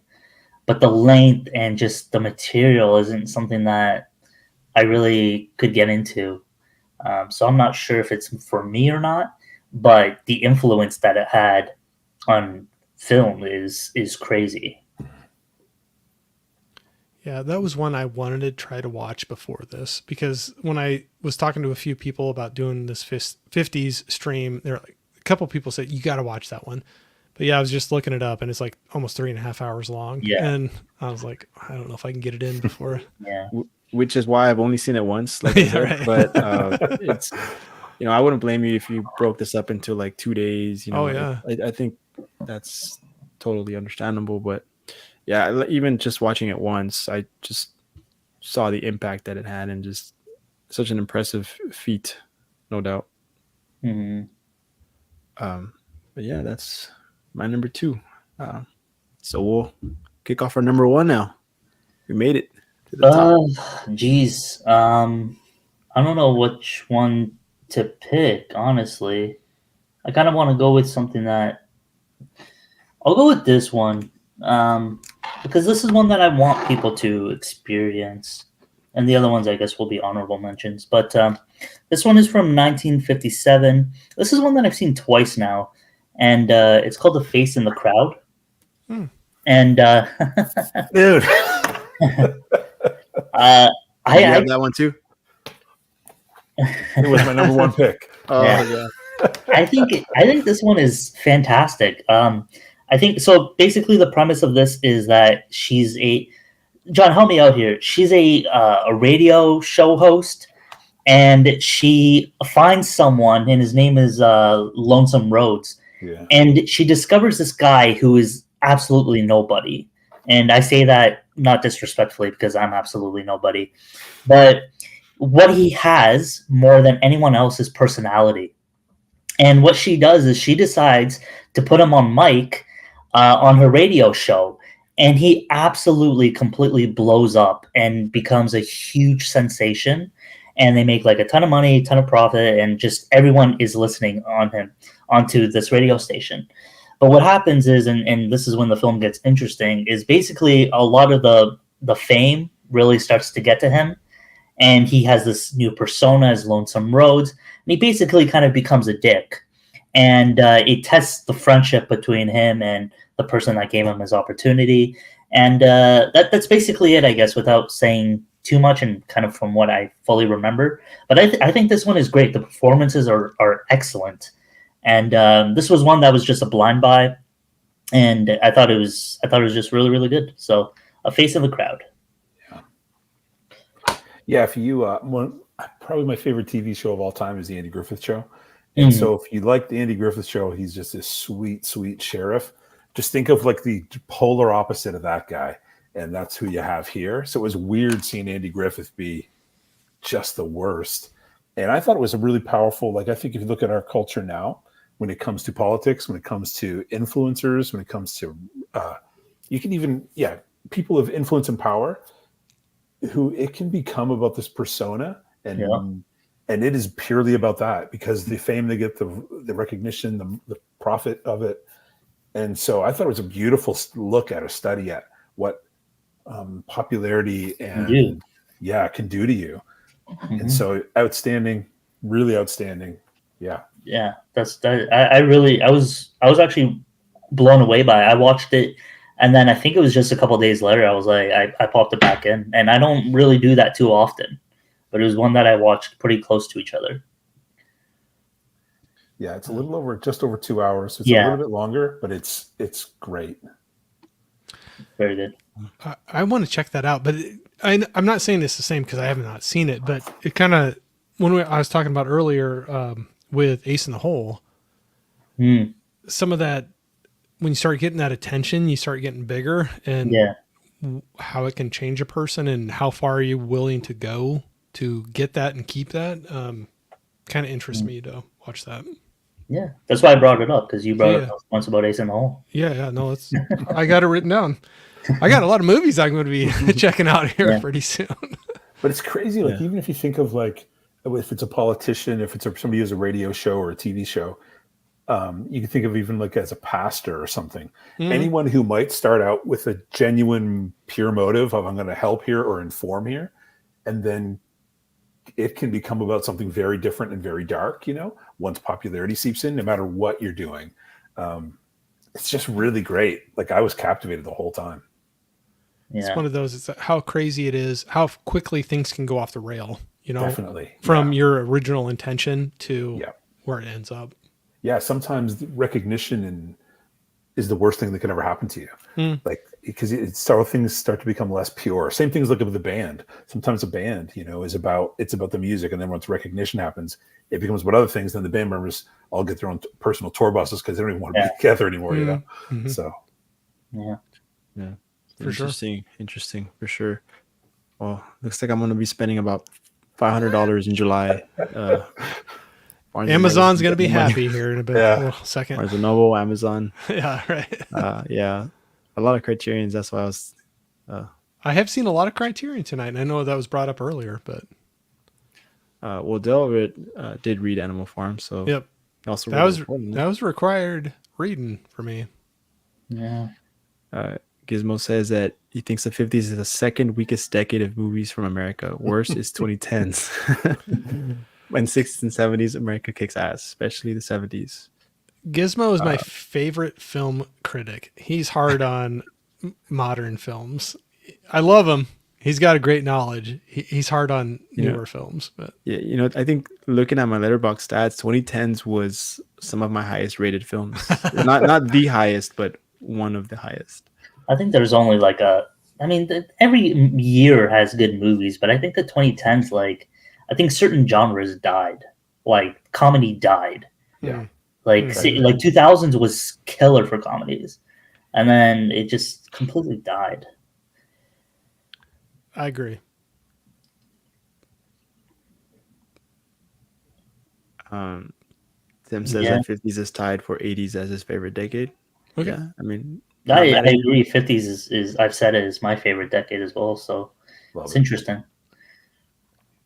I don't know if I'd say it's my favorite decade, but when we were talking backstage before we came live, when you start going down the rankings, if you just Google like top 1950s films, it was crazy how many, when you just started going down the list, you're like, oh yeah, like there's so many heavy hitters that are in that decade.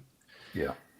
And then Caveman was just talking about those when they wheel the cart into the room in school. I guess what movie comes to mind for you guys when you think of that cart wheeling into the classroom? Is there a did everybody have that experience? Yes, right? Or what was it for me? I remember watching Harry Potter a lot, but I don't think it was on VHS. There was this teacher that was obsessed with Harry Potter. And then there was another teacher that was obsessed in high school with Avatar. And it was a religion class. And we just watched Avatar the entire time. And it took us like 3 months to finish because class is only like 40 minutes and the movie's like 4 hours. That was the best because you missed out on class. Yeah. I remember watching Schindler's List in school. Well, I think that was in high school. I'm so old. You make me feel so old. I know, man. I'm thinking back in the olden days, we didn't get to watch movies in school. They we're like dating. they just had a candlelight and they did shadow Yeah. puppets up against the wall or something. This is a for bunny, us. kids. Yeah, it's a look. It's a bunny's chasing crow. the It's a fox. crow. Puppet shows like in the old.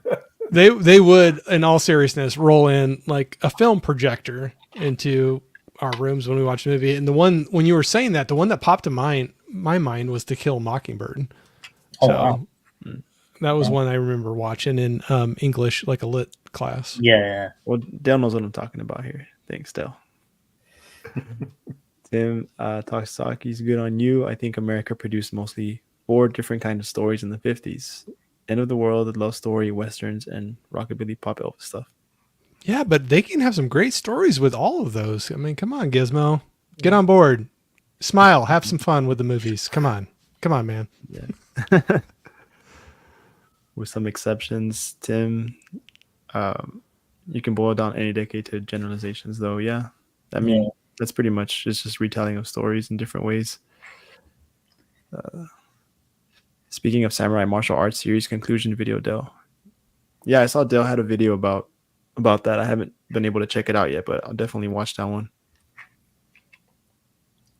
Okay, a couple more debates going on here about the 50s. We'll kind of skip ahead over some of those just for time's sake. You didn't know you were going to have a hot, spicy take Yeah, live stream here tonight, did you? It's getting spicy. It's getting competitive, getting spicy in the comments. Definitely did not see this coming, but Oh, well, now I want to load these up. Welcome to social media. I mean, Yeah. hope the kids are still reading To Kill a Mockingbird in school. it's a great story. No, not sure. I don't know. Have you ever seen it or read the book? Read No. the movie or the book? I haven't seen the movie. I do want to see the movie, but never had to read the book. Oh, it's worth a watch. Yo, the movie looks really good, but in terms of reading, I'm just not a reader. So It has to have pictures for me. I'll agree with you. I like books, but I'll admit I go to audiobooks a lot. I'm a slow reader. I always have been, and I got to go to audiobooks. So movies always drew me first because that was a way I could take it in quicker. But yeah, audiobooks I have enjoyed those, but I'm just a slow reader, so I got to go to that over reading physical books. Yeah. I can't do audiobooks. I always find myself drifting off in thought. Like I just Yeah. I mean, that even happens with reading. I'll have to go back. What did I just read? Yeah. But Reread a paragraph 4 times before you move on. So exactly. All right, Corey. oh gosh, this is my first one. I forgot we were doing a ranking. I thought we Ooh. I thought we were talking about were just chatting. hot takes of the decades. So Yeah.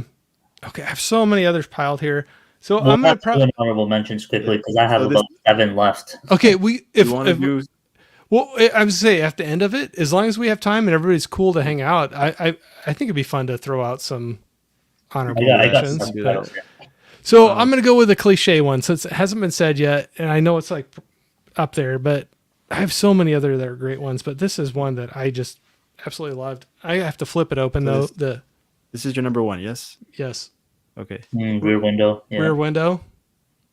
Mhm. So I got to go with it. I know maybe it's a cliche, but that's such a heavy hitter. I love that one. So you got James Stewart, you got Grace Kelly. I mean, come on. And Alfred Hitchcock all going at the same time there. And I always love that one. And I always got a laugh out of it when I go back and rewatch it because one of my buddies I was talking about the movies with, he was like, okay, seriously, this dude is more worried about looking out the back of his window into a neighbor's when Grace Kelly's like hanging all over him, like trying to get his attention. And he's like ignoring her and he wants to like see what's going on in across the courtyard in the apartments. And I'm like, yeah, that's probably pretty unbelievable. But That's Jimmy for you. yeah, right, exactly. It's like you got Grace Kelly right there. Come on, man. But I love that one. It's a great story. And you know, I remember the first times watching it where you're kind of guessing, you know, what's happening, what's not happening. And at least for me, it kept me on the edge of the seat of like, what's reality and what's not, and what are they like imagining or embellishing in their minds, and what's really going on. So sorry. Yeah, That's no, I tried to leave off Hitchcock because I figured it would absolutely come up at some point. I figured there's a few Yeah. I could pull out. Oh yeah. He's one of the most iconic directors. But yeah, yeah. I don't know what to even say about it. It's great. Are you a fan, John? Have you seen Rear Window? I have love it. I will say this is blasphemous. I'm not the biggest Alfred Hitchcock guy. That's okay. And I love Jimmy, but I like Jimmy primarily in his black and white roles as like the aw shucks fella. I'm not as big into his Hitchcock stuff, but Rear Window is the exception that I just think it was. Yeah, I won it. I probably wouldn't have purchased it. I won that Blu-ray and popped it in and absolutely loved it. Thought it was fantastic. Yeah,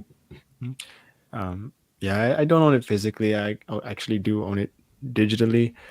But I actually tried rewatching that one leading up to this stream, and I didn't get through with the whole thing, unfortunately. On the first watch, I really, really loved it. On this second watch, I got about an hour in, and it just felt a lot slower to me this time around. I just feel like you don't, and this could be just a bad take. I don't know. I didn't get it or I was tired, but like it was taking too long to get to the point.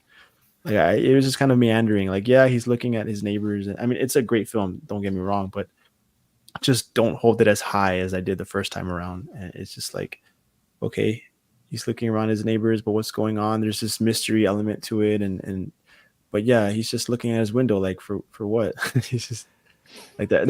I just didn't get the full point of it, but I completely understand that. I love the movie, but I can completely see what you're saying. I mean, it's not action packed. It's not like boom, boom, boom, like all through the movie. And there's some slow like build ups through that. So no, I completely see what you're saying with it. Yeah, but I need to go back definitely and finish it off. And I'm sure that once it starts to pick up and you understand what's going on, and it like, I mean, the first time I saw it, I gave it a 4.5. So, I mean, I like something about it. That was a couple years ago, but yeah. And I love the productions, like the set design of it as well. Just the apartment complex. There were some others I was going to pull because I like Grace Kelly. So she kind of sells me a little bit with it too. But yeah, she's fantastic. Holland agrees with you there. Yep. Yeah. I think Stewart's just one of the greatest actors like of all time.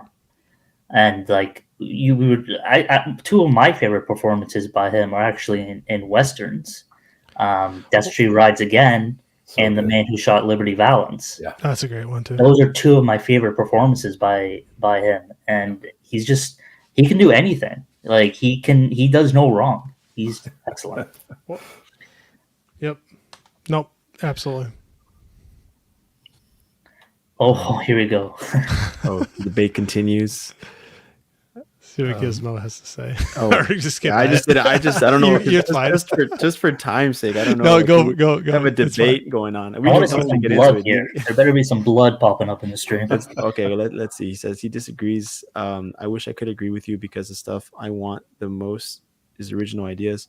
99% of the stuff that is coming feels something I have seen 100 times before. I mean, yeah, fair enough. I mean, that's the great thing about films, though. It hits everybody differently. Like you can.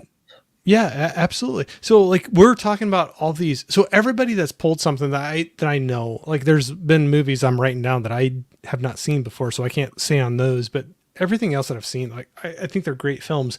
But I know people that will be like, it's black and white. Ew. Why do you want to watch a black and white film? And they'll just shut it off right at that point. Mm-hmm. But every film hits somebody differently, and that's the cool thing about it, I guess. Mm-hmm. It's the same with foreign films. Like people they won't touch foreign films. Right. My fiance will watch, but like she doesn't like reading the subtitles. But like I think some of the greatest movies of all time are foreign, but some people just won't give that an opportunity. It took me a while to switch over. Yeah, I'll admit to that. Yeah. But I remember the first time where I watched a movie that was English dub. And I got a little ways into it, and I'm like, no, it just doesn't seem right. Like, I don't know these people, but the voices don't sound right to the characters. And I started the whole thing over and did English subtitles with it, and I haven't switched back since. Yeah, I think for me, my favorite's probably Spanish And what got me really into it was Del Toro. Watching like The Devil's Backbone, Pan's Labyrinth. It was so easy to get invested in the story, and like it doesn't matter what language it was. I was just so focused on the reading that it didn't matter if it was English or Spanish or whatever, you know. Yeah, Me- like for me as a sorry, No, ahead.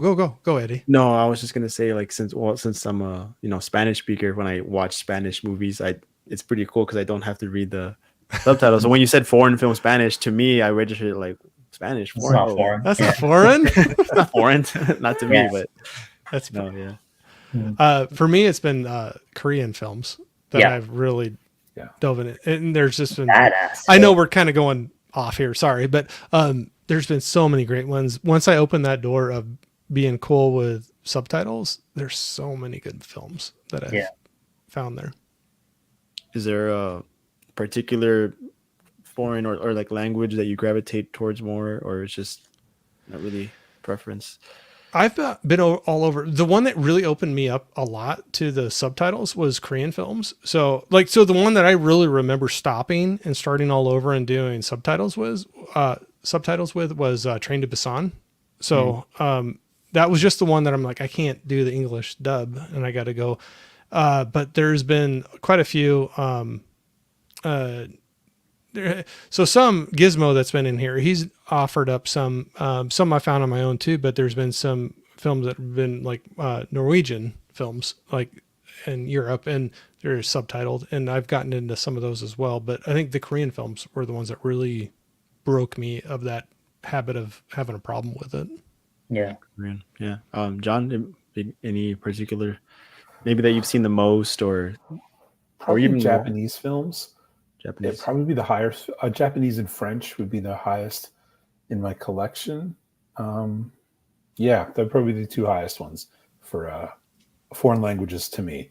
French I did take for 9 years in Canada, but I don't remember a lot of it. So Yeah. I had 3 years of Spanish, and I can like ask somebody their name or what time it is, but that's probably about it. Yeah, Or how much French. a beer is. There you go. The most important ones. Yeah, exactly. Yeah, no. Alex, I don't know. You want to just? I like everything. I think I gravitate towards Spanish because I'm Portuguese, so I could understand a little bit of it. I find that maybe Spanish is a little bit quicker in pace. Portuguese is louder. Spanish is quicker. But I could understand most. I love Japanese. One of my favorites being High and Low by Kurosawa. But yeah, I'm not a huge fan of French, to be honest. But I do actually have a French film on here. But I'll listen to anything. Like there was one that was like from Guatemala or something like that. I don't know where. I don't know, someplace in like in like South America, and it was so good. It was fantastic. So I'll watch it. As long as the story is compelling and Exactly. it's nice to look at and things like that. Yeah. But Tim agrees with Rear Window is great. Rope is his favorite. That's a great one. Yeah, recently saw that this year. Rope is great. Yeah. Gizmo says if you have some to recommend, I will happily check them out. Cool. Disturbia, great modern take. Yeah. That I was gonna ask I was gonna ask you, Eddie, if you like Disturbia. I do. Yeah. Yeah. So I think it is a good take on Rear Window. Tim says that film has been around for over 100 years. You're going to touch on things over 100 years. Yeah, to touch on things that feel familiar. But 2010 has given us more representation from minorities and having their stories told than any decade before. Yeah, that's a great point. That's a great point that Tim brings up. Different, like I was mentioning earlier, as far as like the cultures go and just different perspectives, points of view. Yeah, absolutely. But what a great medium. Films. There's so many stories or thoughts or ideas that you can get across and reach so many different people that it's amazing. And like you said, like to have something that's 100 years old or 50 years old or just out last year that still could hit and strike a chord with somebody watching it today shows the importance of the format. Mm-hmm. Yeah, for sure. Dell loves both of those. Yeah, Hitchcock is good. Hitchcock is great. Well, John doesn't Sorry, think so. I went with an easy one for my. I went with an easy one for my last one. I went Hitchcock then. Yeah, I fell behind in the comments here. I'm trying to catch up here. Holland, Peeping Tom, part of it is an afterthought. He just loves the romance and comedy aspect of it. Fair enough. Yeah, I that's love a another. little bit of romance. Again, it just hits everybody a little different. We all see it from different perspectives. Christopher Reeve's made-for-TV remake of Rear Window after his horse riding accident is a decent watch. I did not know that existed. I didn't Me either. neither. And Dell's number one is Vertigo. Yeah, thanks for sharing your picks there, Dell. It's a good one also. That was another I had sitting over. It's in the same set Yeah, that I me just too. flipped I was out there. Decide, but I was like, someone will mention it. Vertigo's great. Yeah, we all just thought that somebody will mention this one and Hitchcock films, and then Well, you got nobody does. Hitchcock and Jimmy again, so it's like, Yeah, they did it. They did quite a bit together. yeah. Tiana says we made her want to watch 50s movies. We're not even done yet, Tiana. Come on, We're not even done. There's a like a comforting aspect to older films. They're just cozy, something cozy about them. Yeah. Mm. I will leave you guys so there won't be no blood in the chat. UFC. Oh yeah, UFC. Yeah, that's tonight. Damn. I was watching the prelims before I got on here, so sorry. Yeah. I gotta find a shady stream or something. Yeah, I don't get the pay-per-view. I watch the free prelims beforehand. Mm. And Gus made it. That's nice. Hey, Gus. Better late than never. And everyone's saying hi to Gus, Gizmo. Back and forth here. I'm just gonna skip ahead a little bit here. There's a lot of comments. Sorry, guys. But Dell says other great 50 stuff. Godzilla, yeah. Carmen Jones, Rashomon, Cause of Glory, Godzilla, Streetcar Named Desire, Day the Earth Stood Still, High Noon. Well, we did mention High Noon. Yeah, I High Noon. course. I had High Noon, but Paths of Glory is one that I want to pick up badly. It's been I've never seen it, but been highly recommended. I think Go ahead. Sorry, I was just gonna say I love Godzilla. Oh, cool. Yeah. Yeah. I think Eureka. That's the one I was thinking of when you mentioned Tim. The Godzilla. No, Summertime. Oh, Summertime. Yeah. So Nice. I have it sitting. That's one of my. I'll just throw that as a mention. But I did. I'll say this. I agree with a lot of Tim's picks. Whenever I watch his videos, he always has great recommendations. Summertime is one that I could not get into. Yeah. And you could hate all you want right now, but that's one that I just couldn't get into. And I'll give it a second watch, but I'm going to show it again because I see a comment down there where Tim was crying. He said, coming to the end and no mention of Summertime. So here you go, Tim. Summertime's right there. An honorable mention, at least. Honorable mention. With my love. I saw it recently also. I liked aspects of it, like mostly the setting, honestly. Like just I just couldn't get into it personally. I'm not huge on romance films. I like Katharine Hepburn. I don't know. Yeah, so do I. But I think There's so many. The plot just never hooked me. So if you do a 40s, I have quite a few of her films that I would throw in my piles, but there's quite a few good Katharine Hepburn films, I think, from the 40s. Yeah, and Tim, happy that you had it in your pile. Yep. And I'm assuming that's directed towards us, Alex. Sorry, Tim. Sorry. Yeah, I'll give it another chance. I will. I love his recommendations. Honestly, he has so many of these criterions are from watching his Criterion Collection video. But Summertime I bought because of his praise, but I just couldn't get into it. Gotcha. All right, so I think John, you're number one. Patiently waiting. Yeah. Sorry for the wait. Sorry to keep you waiting. No. So this one actually I didn't know about until maybe 6 months ago. And Altez from Synart Therapy, he's actually the one who made me aware of this film. That guy is just super knowledgeable. Super. It's from 1950. It's called Born Yesterday. Oh yeah, we were talking about it. Yeah. I was talking to Altez about it. He told me about this one. Judy Holliday, William Holden, Broderick Crawford. It is a comedy drama. It's so good.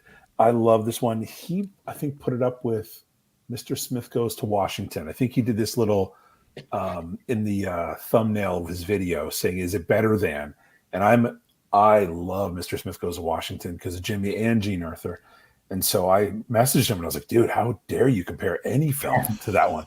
And and he was mostly joking in that clip, but there are some kind of cool similarities. I think Judy Holliday, her role in this was really cool. She's kind of if you read the description online, she has like a sugar daddy kind of a guy, and he's a little bit embarrassed about her lack of knowledge and just she doesn't seem very high class when she's out everywhere. So he hires a guy to kind of like make her a little smarter and a little to function a little better in public spaces. And she ends up falling in love with this guy. And so it's kind of like this whole relationship. And anyway, it's outstanding. I highly, highly recommend this one. So huge thank you to Altez for making me aware of this film. Yeah, this is the Aero Academy edition of it. And yeah, it's so good. I can't recommend this one enough.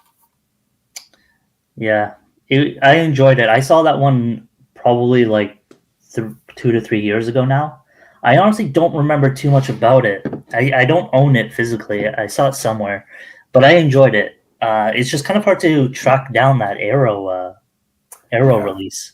So yeah. I'm trying to find it right now on eBay or something, but it's like $40 here. I think I found it. I waited for it to go down a bit. It ended up being like 20 something here in the States. But I had to watch it for a while. Yeah, I think I'm just searching it up. I think there was a remake to it. Yeah, I'm looking it up too. I actually hadn't heard about that one, but it sounds interesting. Yeah, it's really cool. Now that I have 23 movies to buy after this. So. Yeah, Altez is another great, if you guys want to know about older films, he has so much knowledge. Yeah. Altez, I have to look him up. I don't think I follow him. I don't either. Sin Art Therapy is his channel. Yeah. And the guy he did this one video. It was kind of a community challenge of films that remade us. And it was such a thoughtful video and a thoughtful idea and series he did. Yeah, he's a very thoughtful guy and thinks very deeply on film. And yeah, he's great. Well, he'll get another sub after this one because I'll go check him out. I love that. Recommendations not only in movies but creators that are out there. Yeah, it was remade in 1993. Oh, really? Yeah. I wonder if it's any good. All right. Cool. Well, shout out. Good cast. John Goodman? No, apparently not very good.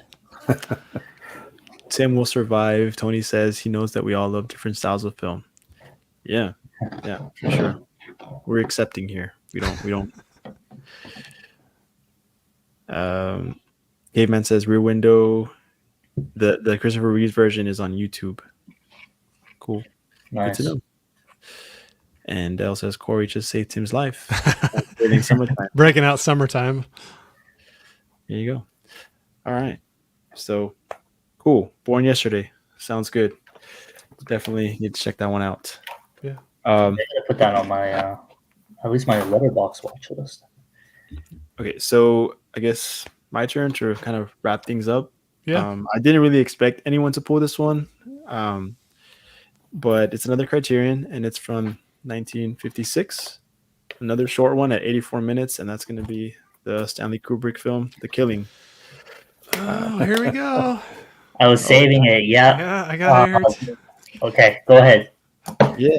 No. I mean, just as far as like Kubrick films go, this is one of his more, maybe lesser known to general audiences. I think even people in the film space or movie space like us, we probably appreciate a little bit more, but definitely one of his more underrated gems, in my opinion. But again, just like what I said earlier with 12 Angry Men, the simplicity of the story, just basic plot, straight to the point, quick dialogue.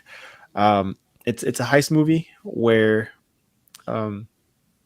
it's told in a sort of like out of order fashion. It's not chronological, so we're kind of putting the puzzle pieces together as we go, and yeah, super engaging, great movie.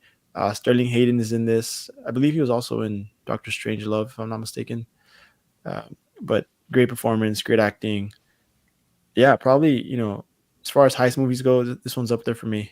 Um, has any ever obviously Alex and Corey have seen it, but John, have you I've not seen seen The it. Killing? Bro, John, you gotta watch that. I'm on Amazon right now. You I can. love when heist movies go bad, and this is the definition of bad. But Sterling Hayden, he's so incredible in this, and uh, Eddie, you mentioned this is probably one of his lesser known films, but for me personally, it's my favorite Stanley Kubrick film. That's I think a super hot take, but it's my personal favorite Kubrick film. I'll agree with you, Alex. I love the heist where everything's getting planned out and it's going to go off with no problem, and then just the wheels come off, And then it just all goes downhill. It makes for such an entertaining watch. Yeah, Because you absolutely. expect one thing, you're like, this is foil proof. You start planning it yourself, what you can do, and then you're like, oh shit, never mind. Yep, things Not good. start going wrong. Yep. Yeah. And you can see with this one, there's a lot of influences on later films. Yeah, from this absolutely. one. I think if you watch this and you watch any heist film, modern heist film, you can see some influences from it. Yeah. No, I think it's incredible. Yeah, and I mean, I just love, how much thought and care is put into these kinds of films. The intricacies, the details of the plan. Just like Alex was saying, it feels like it's foolproof, nothing can go wrong. And yeah, this is also really cool because it comes with another one of Stanley Kubrick's films, Killer's Kiss. So I think that also recently got a 4K, if I'm not mistaken. So yeah, another 2-in-1 there. And yeah, this one doesn't. No, I don't think. I just have the 4K, but I don't have that. The Criterion has that. Yeah, this is just the. I think what they did is they released them both on 4K. Criterion it has the film on the Killer's Kiss on the disc itself. Oh, yeah, and another thing one thing that did kind of throw me off at first was like there's this voiceover narration kind of throughout, which a lot of times doesn't really work, but I feel like for this film it's very fitting, and I didn't mind it too much after a while. But yeah, it kind of gives the film kind of like this unique flavor to it. It kind of fits the vibe of that film noirish style. So yeah, pretty cool in my opinion. Yeah, Kubrick is definitely one of my favorites as well. But yeah, definitely John would definitely recommend that one. It's in my cart. It'll be purchased tonight. I was gonna say I'm gonna be doing some shopping tonight. It's $22 on Amazon right now. Not too bad. Not too bad. 22. My apologies. Let me see how much it is here, because the Kino is now here 4K run upwards of 40. Wow. Well, 40 Canadian or US? 40 Canadian, which is about 34, 33 US. Yeah. Well, right now it's not even available. It's 66.76 on Amazon. Wow. Yeah. So, does Kino ship to Canada? Like if they do their sales? I've never ordered from their website before. They're great. I just didn't know if they ship to. The problem with shipping from companies, it's the same reason why I don't order from Criterion. It's the import fees. Like they'll charge you like $50 for shipping. Mm-hmm. Wow. Right? But and then it's like then when you get it, there's a duty fee. Another, like I've been hit with 25, 30, 35. So now that money that you save, you never saved. Yeah. So that's why like I love Criterion. It's my favorite label. It's one I collect heavily. I go to the States every July and I participate in the Barnes and Noble sale. And I'll kind of save up throughout the year. I'll pick up my last year's haul was like 27 titles. So that's how I can participate in the sale. Without that, like these shipping isn't really too good of an option. We have a site that will match the Criterion prices, but it's only 40% off, not 50% off. So, yeah. Well, I guess wrapping things up here, Caveman. Yeah, good question, man. Thanks for reminding me. I'll definitely link link all these guys' channels. Definitely, if you're in here and haven't subbed or watched these guys, for sure check them out. Great stuff. Uh, Great dudes here. And I Caveman saw already that. subbed to. Thank you very much. Appreciate it. And Tiana's also never seen The Killing, so yeah, for sure check it. I would definitely recommend. Great movie. And Tim, with one last couple last final recommendations here. So I'll leave it up for a second if you guys want to add any to your list. Ryan Cell Block 11 is one that I've seen out of those ones. That one's good too. It's impossible to narrow it down to 5 to 10. There's so many that I left out that are like I have like as 4 out of 5 stars that are so great, but I'm like, we only have 5 to 10 available. But that one's a good one too.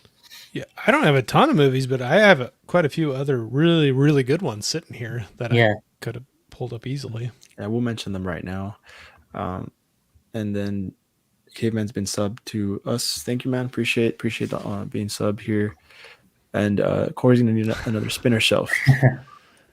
That one's getting full. I got to get another one. So yeah, man, they fill up quick. That's Yep. That's why, if you don't like a movie, don't feel like you're gonna watch it again. I say just leave that space on the shelf for another movie. Yep. And then $18 4Ks here in the States, you need to get a US hookup. Yeah, you know what? I am fortunate enough. I do have a friend who will help me out in the US, but we actually just recently did. I just recently did a purchase with him, and he showed me the receipt for shipping, and it was $61. And it was just maybe a package about this thick. It was 5 movies inside. $61 to convert that's $75, $80 Canadian. So the money that I would have saved, again, I didn't end up saving, and I still had to pay $15 because they say they try to deliver it to your door even when you're home all day, and they don't. It's another way to collect more money. So Canada, I don't know what's going on with the shipping between states and Canada, but it's absolutely insane. It's not only there. I have a buddy over in the UK that I've helped out get some steel books when Best Buy was handling them, some of their exclusive that he wanted to get a hold of, and shipping was nuts because I looked into it and I'm like, are you sure you want to do this? And he's like, yeah, it's the only way I can get it. And it's crazy because shipping, I sell on eBay. So if it's movies that I don't enjoy, I sell on eBay. It's only like $3 for me to ship in Canada, anywhere in Canada. It's like US too, probably. Yeah, but to go from I can drive to you guys in a matter of hours. Why am I paying over $60? Yeah, I don't understand it. $20 in gas or $60 in shipping. Yeah, take a little road trip. Yep. Yeah. All right. So, do you guys want to just share real quick a couple of honorable mentions? Yeah, for sure. Should I just start?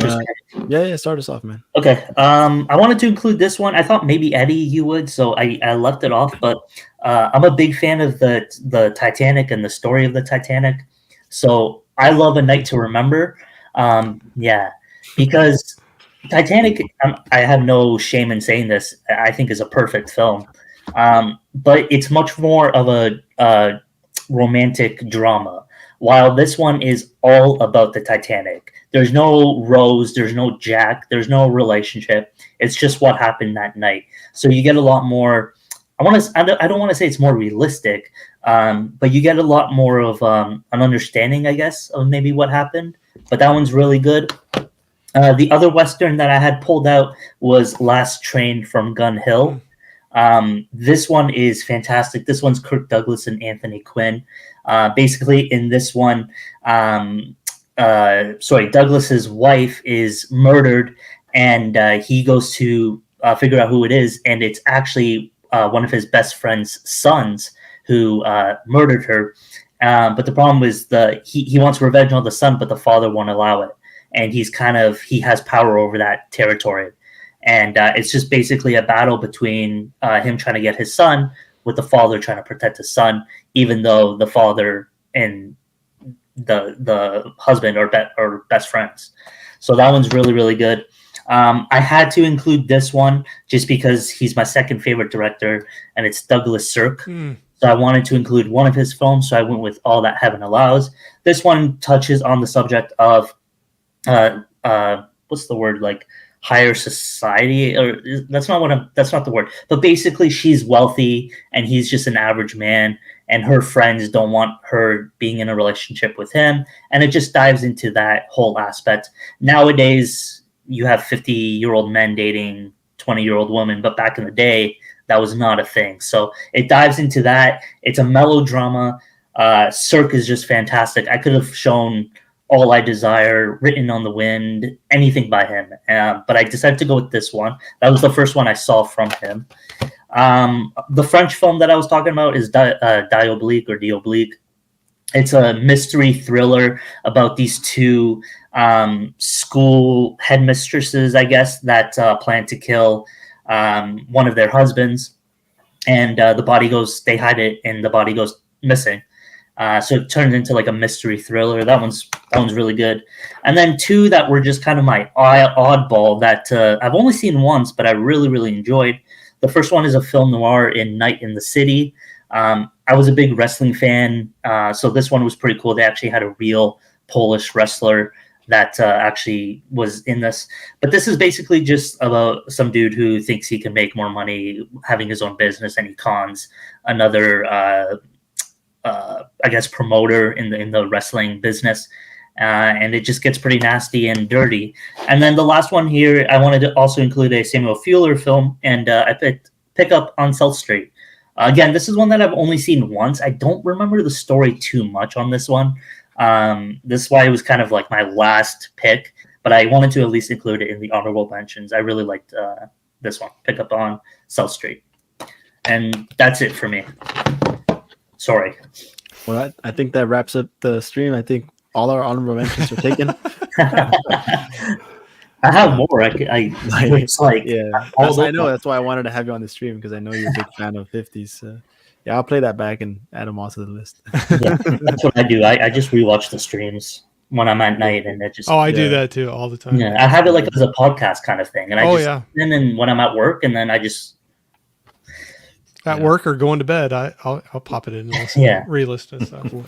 Thanks, man. Yeah, awesome, man. I don't think I've seen any of those. So, if there's one that I would recommend out of all those, that I think, I don't know actually, because if you're not into black and white or foreign, it's kind of hard. But I think Last Train from Gun Hill, story-wise, will probably hook you the most, because it's like a sad story of how a father has to pretty much battle with his best friend because his son committed a crime, and not only a crime, but murdered his wife.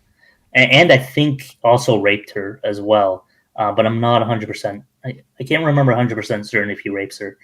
But that one's very, very good. And the 4K is, this is the Paramount Presents line, which is amazing. But the 4K on this is stunning. It looks absolutely incredible. And the performances are so good. Okay. Someone else talk. Go. I'm not a slipcase snob, but I love those Paramount Presents ones. I love seeing that fold out with the original. Yeah. I have about 5 of them. They're all from the States. So in Canada, we get the 4Ks, but it's just a regular slipcover. They don't give us the pop out. It's really weird that we don't have them in Canada. I love those. They're a little pricey. I gotta wait for sales to get them, but they're nice though. Yeah. I've had my eye on to Double Jeopardy and Red Eye, but Double Jeopardy is so good. You need to go out and buy that right away. Well, I've seen it, but it's just like the price hasn't gone down. So the first one I got of those was The Man Who Shot Liberty Valance. Good pick. Good pick. Yeah. Corey, you got some honorable mentions you want to share? Oh yeah, sure. I can go through some. I can be kind of quick on it, but so the other 2 westerns I had in my stack was The Searchers and The Far Country. Mm. Sorry, I got my I've seen The Searchers only. So both some good westerns if you like those. Yeah, westerns are always fun. I have fun with them. I had The Sweet Smell of Success. Yeah, that's a good one. So we got another Wilder. Was it? No. Sorry. This is where I show my lack of knowledge of films. But anyway, it's still a good movie. That one's hectic. I don't know. It's anxiety filled movie. It goes at a high pace for that one. But then I also had Drive a Crooked Road. Oh, I've heard of that one. Haven't seen it. That's good. It was kind of cool seeing Mickey Rooney in a different role than what I was used to seeing him growing up. So I enjoyed that one. I had 99 River Street. Heard of that one as well. Haven't picked it up though. Kind of a new, another noir type of one, like a washed up old boxer and getting caught up in a bad situation. But this was one I'm not big into musicals, but I got into Singing in the Rain. Sorry, I'll go fast. I have a lot here, but Rebel Without a Cause. I like that one personally. 10 Commandments. I own Sorry, that, I'm so going that's fast. it. I'm going fast. Sorry. Oh, you're good, man. You're good. Touch of Evil. Yeah. That was Still one need that I was thinking about pulling, but Asphalt Jungle. Yeah. Oops, sorry. I'm just realizing what a blind spot the 50s are for me right now with all these titles I haven't seen. So when you're jumping into more Hitchcock, Strangers on a Train. And then that same set, I was pulling out Rear Window. It also had Vertigo in there. So, Yeah. And then if we're going to James Stewart again, Broken Arrow. I need to watch that one. So another Western. Broken And I will say that's it for me. So sorry. I tried to move fast. No, you're good, man. That was my stack I had ready for tonight. You had a lot. Well, I didn't know what everybody else was going to pull. So I was like, Yeah, you're prepared. Cool, man. Some more titles to add. I'm never gonna finish. I'll probably finish a year just watching 50s movies. Well, at least try to watch or grab the ones that we listed in that top 5. oh, yeah. Start with those. Those are the ones that focus on those, and then the other ones, For sure.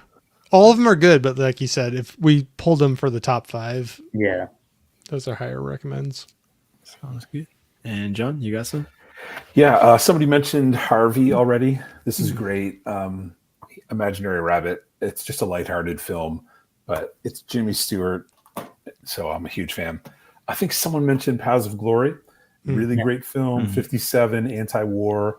Comes in at 88 minutes, so quick watch, but really outstanding. Westerns, I saw this one recently, loved it, from 1950, The Gunfighter. Yeah. Gregory Peck, killer story. It's kind of cool. You're learning about him, feeling for him. The ending is unbelievable. Great performance there. Oh, so good. Touch of Evil, I also pulled up. It's this movie, man. Corey brought it up, but I was in the entire time. That's a good one. And then I've been getting into 50 sci-fi and just like having so much fun watching it. So it came from outer space. Oh, I gotta get that one. Invasion of the Body Snatchers. Oh yeah, that was hard to leave off.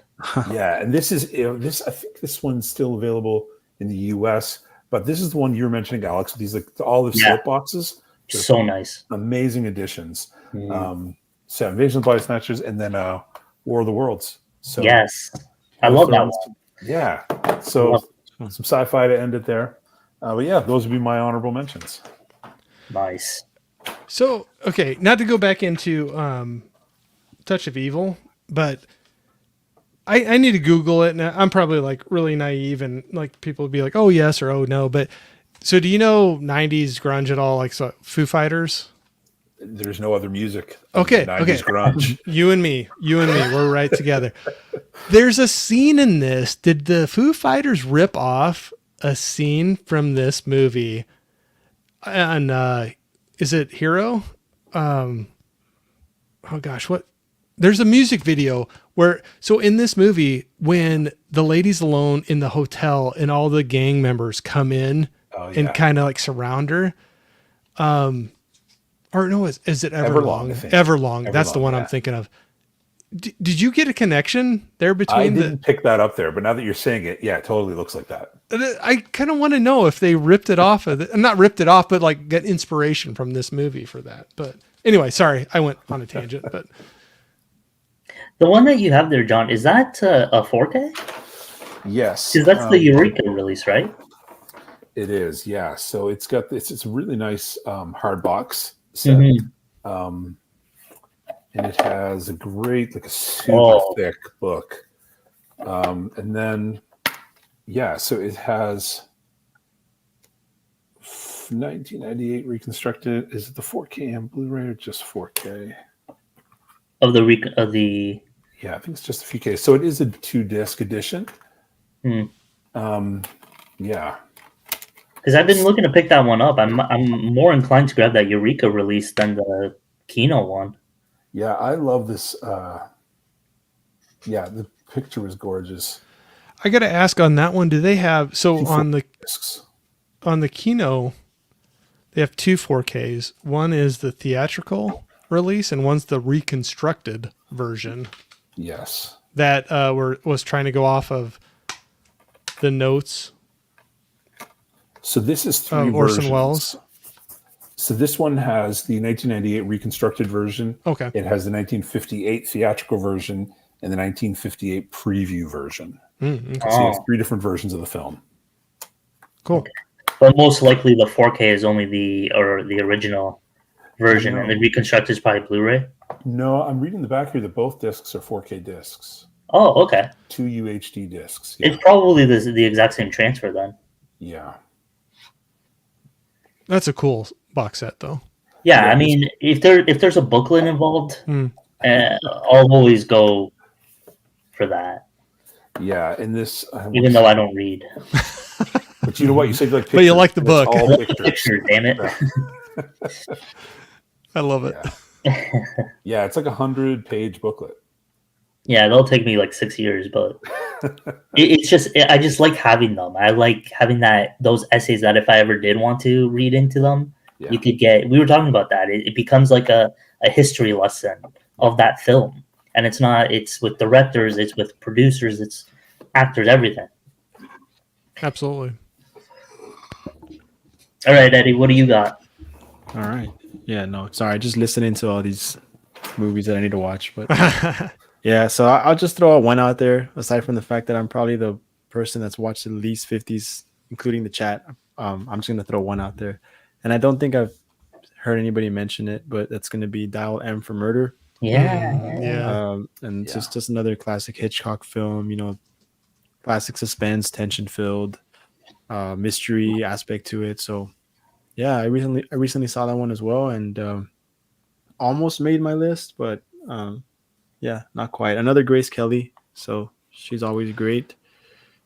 And then I really enjoyed John Williams in that too. So as the inspector.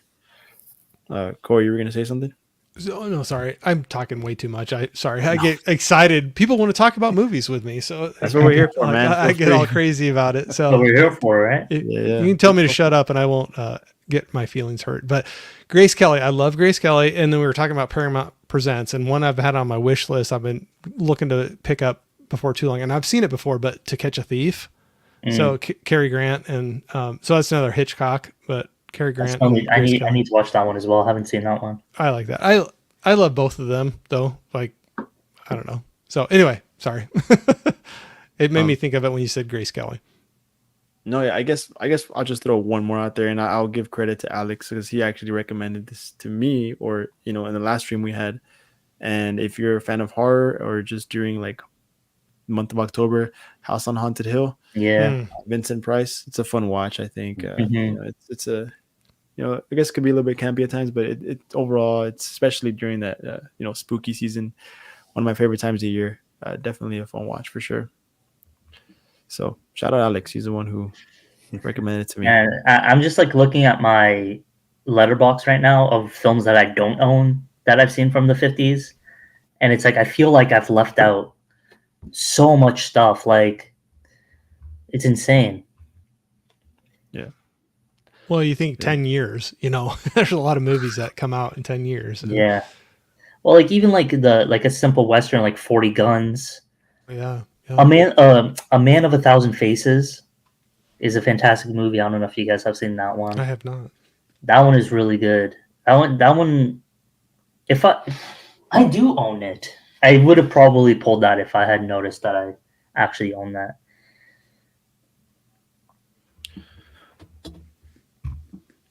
But I'm just gonna catch up with a few last comments here. By the way, thanks to everyone who was joining in the chat. I know this almost at 3 hours here, so thanks to everyone who's been here, or even if you joined late, appreciate you showing up. Now that we're only halfway through, right? We're going. No, just kidding. I'm kidding. Yeah, I didn't tell you this was a top 10. Yeah. Now we're going on to the 60s. So I don't know if Alex, you want to. It's not. Yeah, it's not movie stuff. This one's just like an owl with a sugar skull. I got like this whole like forest kind of thing going on. My mom and my dad, and then this one I actually just wanted like a boat, and then I convinced myself to get a sleeve. So the elbow up, you can't really see it. The elbow up is all like the boat with like a volcano in the background and stuff like that, and then the elbow down is all underwater. So we have like sharks, you have like treasure, sunken ship. There's like a turtle swimming around. You get different things that you'd find like underwater. We did like the Atlantis kind of over here. I never finished it though. When I was getting it, the tattoo artist was actually, he's the one who convinced me to get a sleeve because I went to him with just wanting this, and he was doing work out of his house because he was in a bad place. He needed more money, so I was like, okay, fine, I'll do a sleeve and give you more money. But he was in such a bad place, he ended up taking his own life, and yeah, we never finished the spot, and it's just kind of a thing where it's like you wouldn't want to go to another artist to get work done on something that's been done before, so I've just left it blank the whole time. Yeah, but that's it. No meaning behind anything whatsoever. Tattoos for me have always been about art. I got these all about 10 years ago, a long time ago. I would love to get more. I've always wanted my chest, my other arm, my legs, but it's not. It's either these freaking movies or a tattoo. But I do want to get something with my daughter, so at least I have one piece of meaningful artwork on me. Nice, man. Well, thanks for sharing, man. Cool. Yeah, for sure. Interesting. So there's more to us than just movies, right? We all have our other hobbies. We all have our lives and struggles, battles. Yeah, for sure. And I appreciate everyone sticking around. I know you got things going on a Friday night, but it was definitely fun. I agree with Tim here. Great stream. Had a good time. Thanks for joining, Tim. Thanks for being active. Yeah, for sure, man. Yes. Now, he was excited for this one too, because I was talking to him about this, and he's like, "Oh, 50 stream." He goes, "Oh, I'm interested." So no, hope we lived up to the hype there. He'll tell us which ones we got wrong, but no, I'm just kidding. I'm kidding. He's a good guy. He loves that decade, so he's a great resource. Yeah, should have had him on here for that one. I know you should have kicked me off and had him on here. You'd have a better. That's good. I've been seeing you do your lives, and I was like, "Oh, it's Corey. I gotta have him on." I know you've been having a lot of those lives. There you go, 4-hour streamer. 4 hours. I talk too much. You know what though? Like it goes by so quick. Like you just start talking, and then you don't really notice it. That's what's been happening to me. So now that's the joke. Well, yeah, and again, thanks, Caveman and Miss Caveman. Appreciate y'all sticking around and watching. Yeah. But yeah, so I guess we'll just wrap it up here, guys. I mean, thanks for watching, everyone in the chat. And like I said, if you haven't subbed to these guys, definitely check them out. I'll link their channels in the description. Forgot to do that. My bad. But yeah, I mean, any last final thoughts you guys want to say? Quick, give yourself a quick shout out, or just anything. Just Alex, you have. I got nothing. I never plug my stuff because I don't make enough content where I think it's really, I don't want to say worthy, but I just feel like there's so many other channels you can follow that are way more active than me. I just I'm gonna. I'm if you feeling want to exact see same me way. do a couple pickups every now and then, you could pop over to the channel, but you're not going to get great content. So don't worry about me. He's got a tattoo tour coming up, so check Yeah, that out. okay. Yeah, right.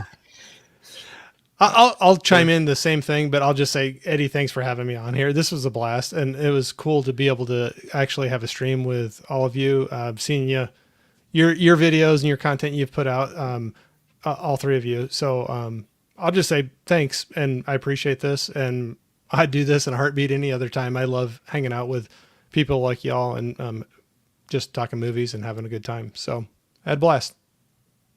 Sweet, awesome. Yeah. Man. Thanks, man. Likewise, John. I know you Thanks for having me on, man. This was a ton of fun getting to meet you guys and chat movies with you. And I just such a huge fan of this decade. So this was, I saw you guys post on it that this was coming up, and I was like, oh, that is going to be so much fun. I cannot wait to watch this. And then Alex messaged me and said, hey, do you want to get in on this? And I was like, absolutely. So yeah, so thanks so much. I really appreciate it. Super fun to get to do this with you guys. Yeah, man, and thanks for joining. And Alex, he thought about you, and I, like I said, I've seen your stuff before, and the coolest part for me is getting to talk to people that I've been watching, and especially in the chat, people that I've been watching and now are checking out my streams, and it's just all part of the fun. And I guess I kind of lean towards more messaging people that I've had a conversation with, because I feel they're more likely to say yes, and I'm kind of afraid of that rejection in a way, like, oh no, I'm not interested, or just being left on red. So well, originally you wanted 3 people, and then we couldn't think of anyone, and then like a couple days passed, and I'm like, John, like who likes older films more? You thought, I know a senior citizen in the movie collecting community. He'd be Yeah. We have Corey on the stream. We got to get another old guy on the stream. He can't be the only balance one. it out. Eddie, you're 90s, right? Yeah, I'm 90s. Okay, 90s. But you're what? You're 91. Yeah. That's hilarious. But 70s, baby. 70s. Yeah, we'll do that one soon. So I gotta get on watch. After I finish watching all these 50s one, maybe we'll get to the 60s stream by next year. So but no, thanks everyone so much. And yeah, all right guys, well, thanks so much. Enjoy the rest of your Friday night, and we'll talk soon. Saturday, dude. You guys, is it Friday? I want it to be Friday so bad. Saturday night. My mistake. Yeah, enjoy your Saturday night, everyone. See you guys. Thank you.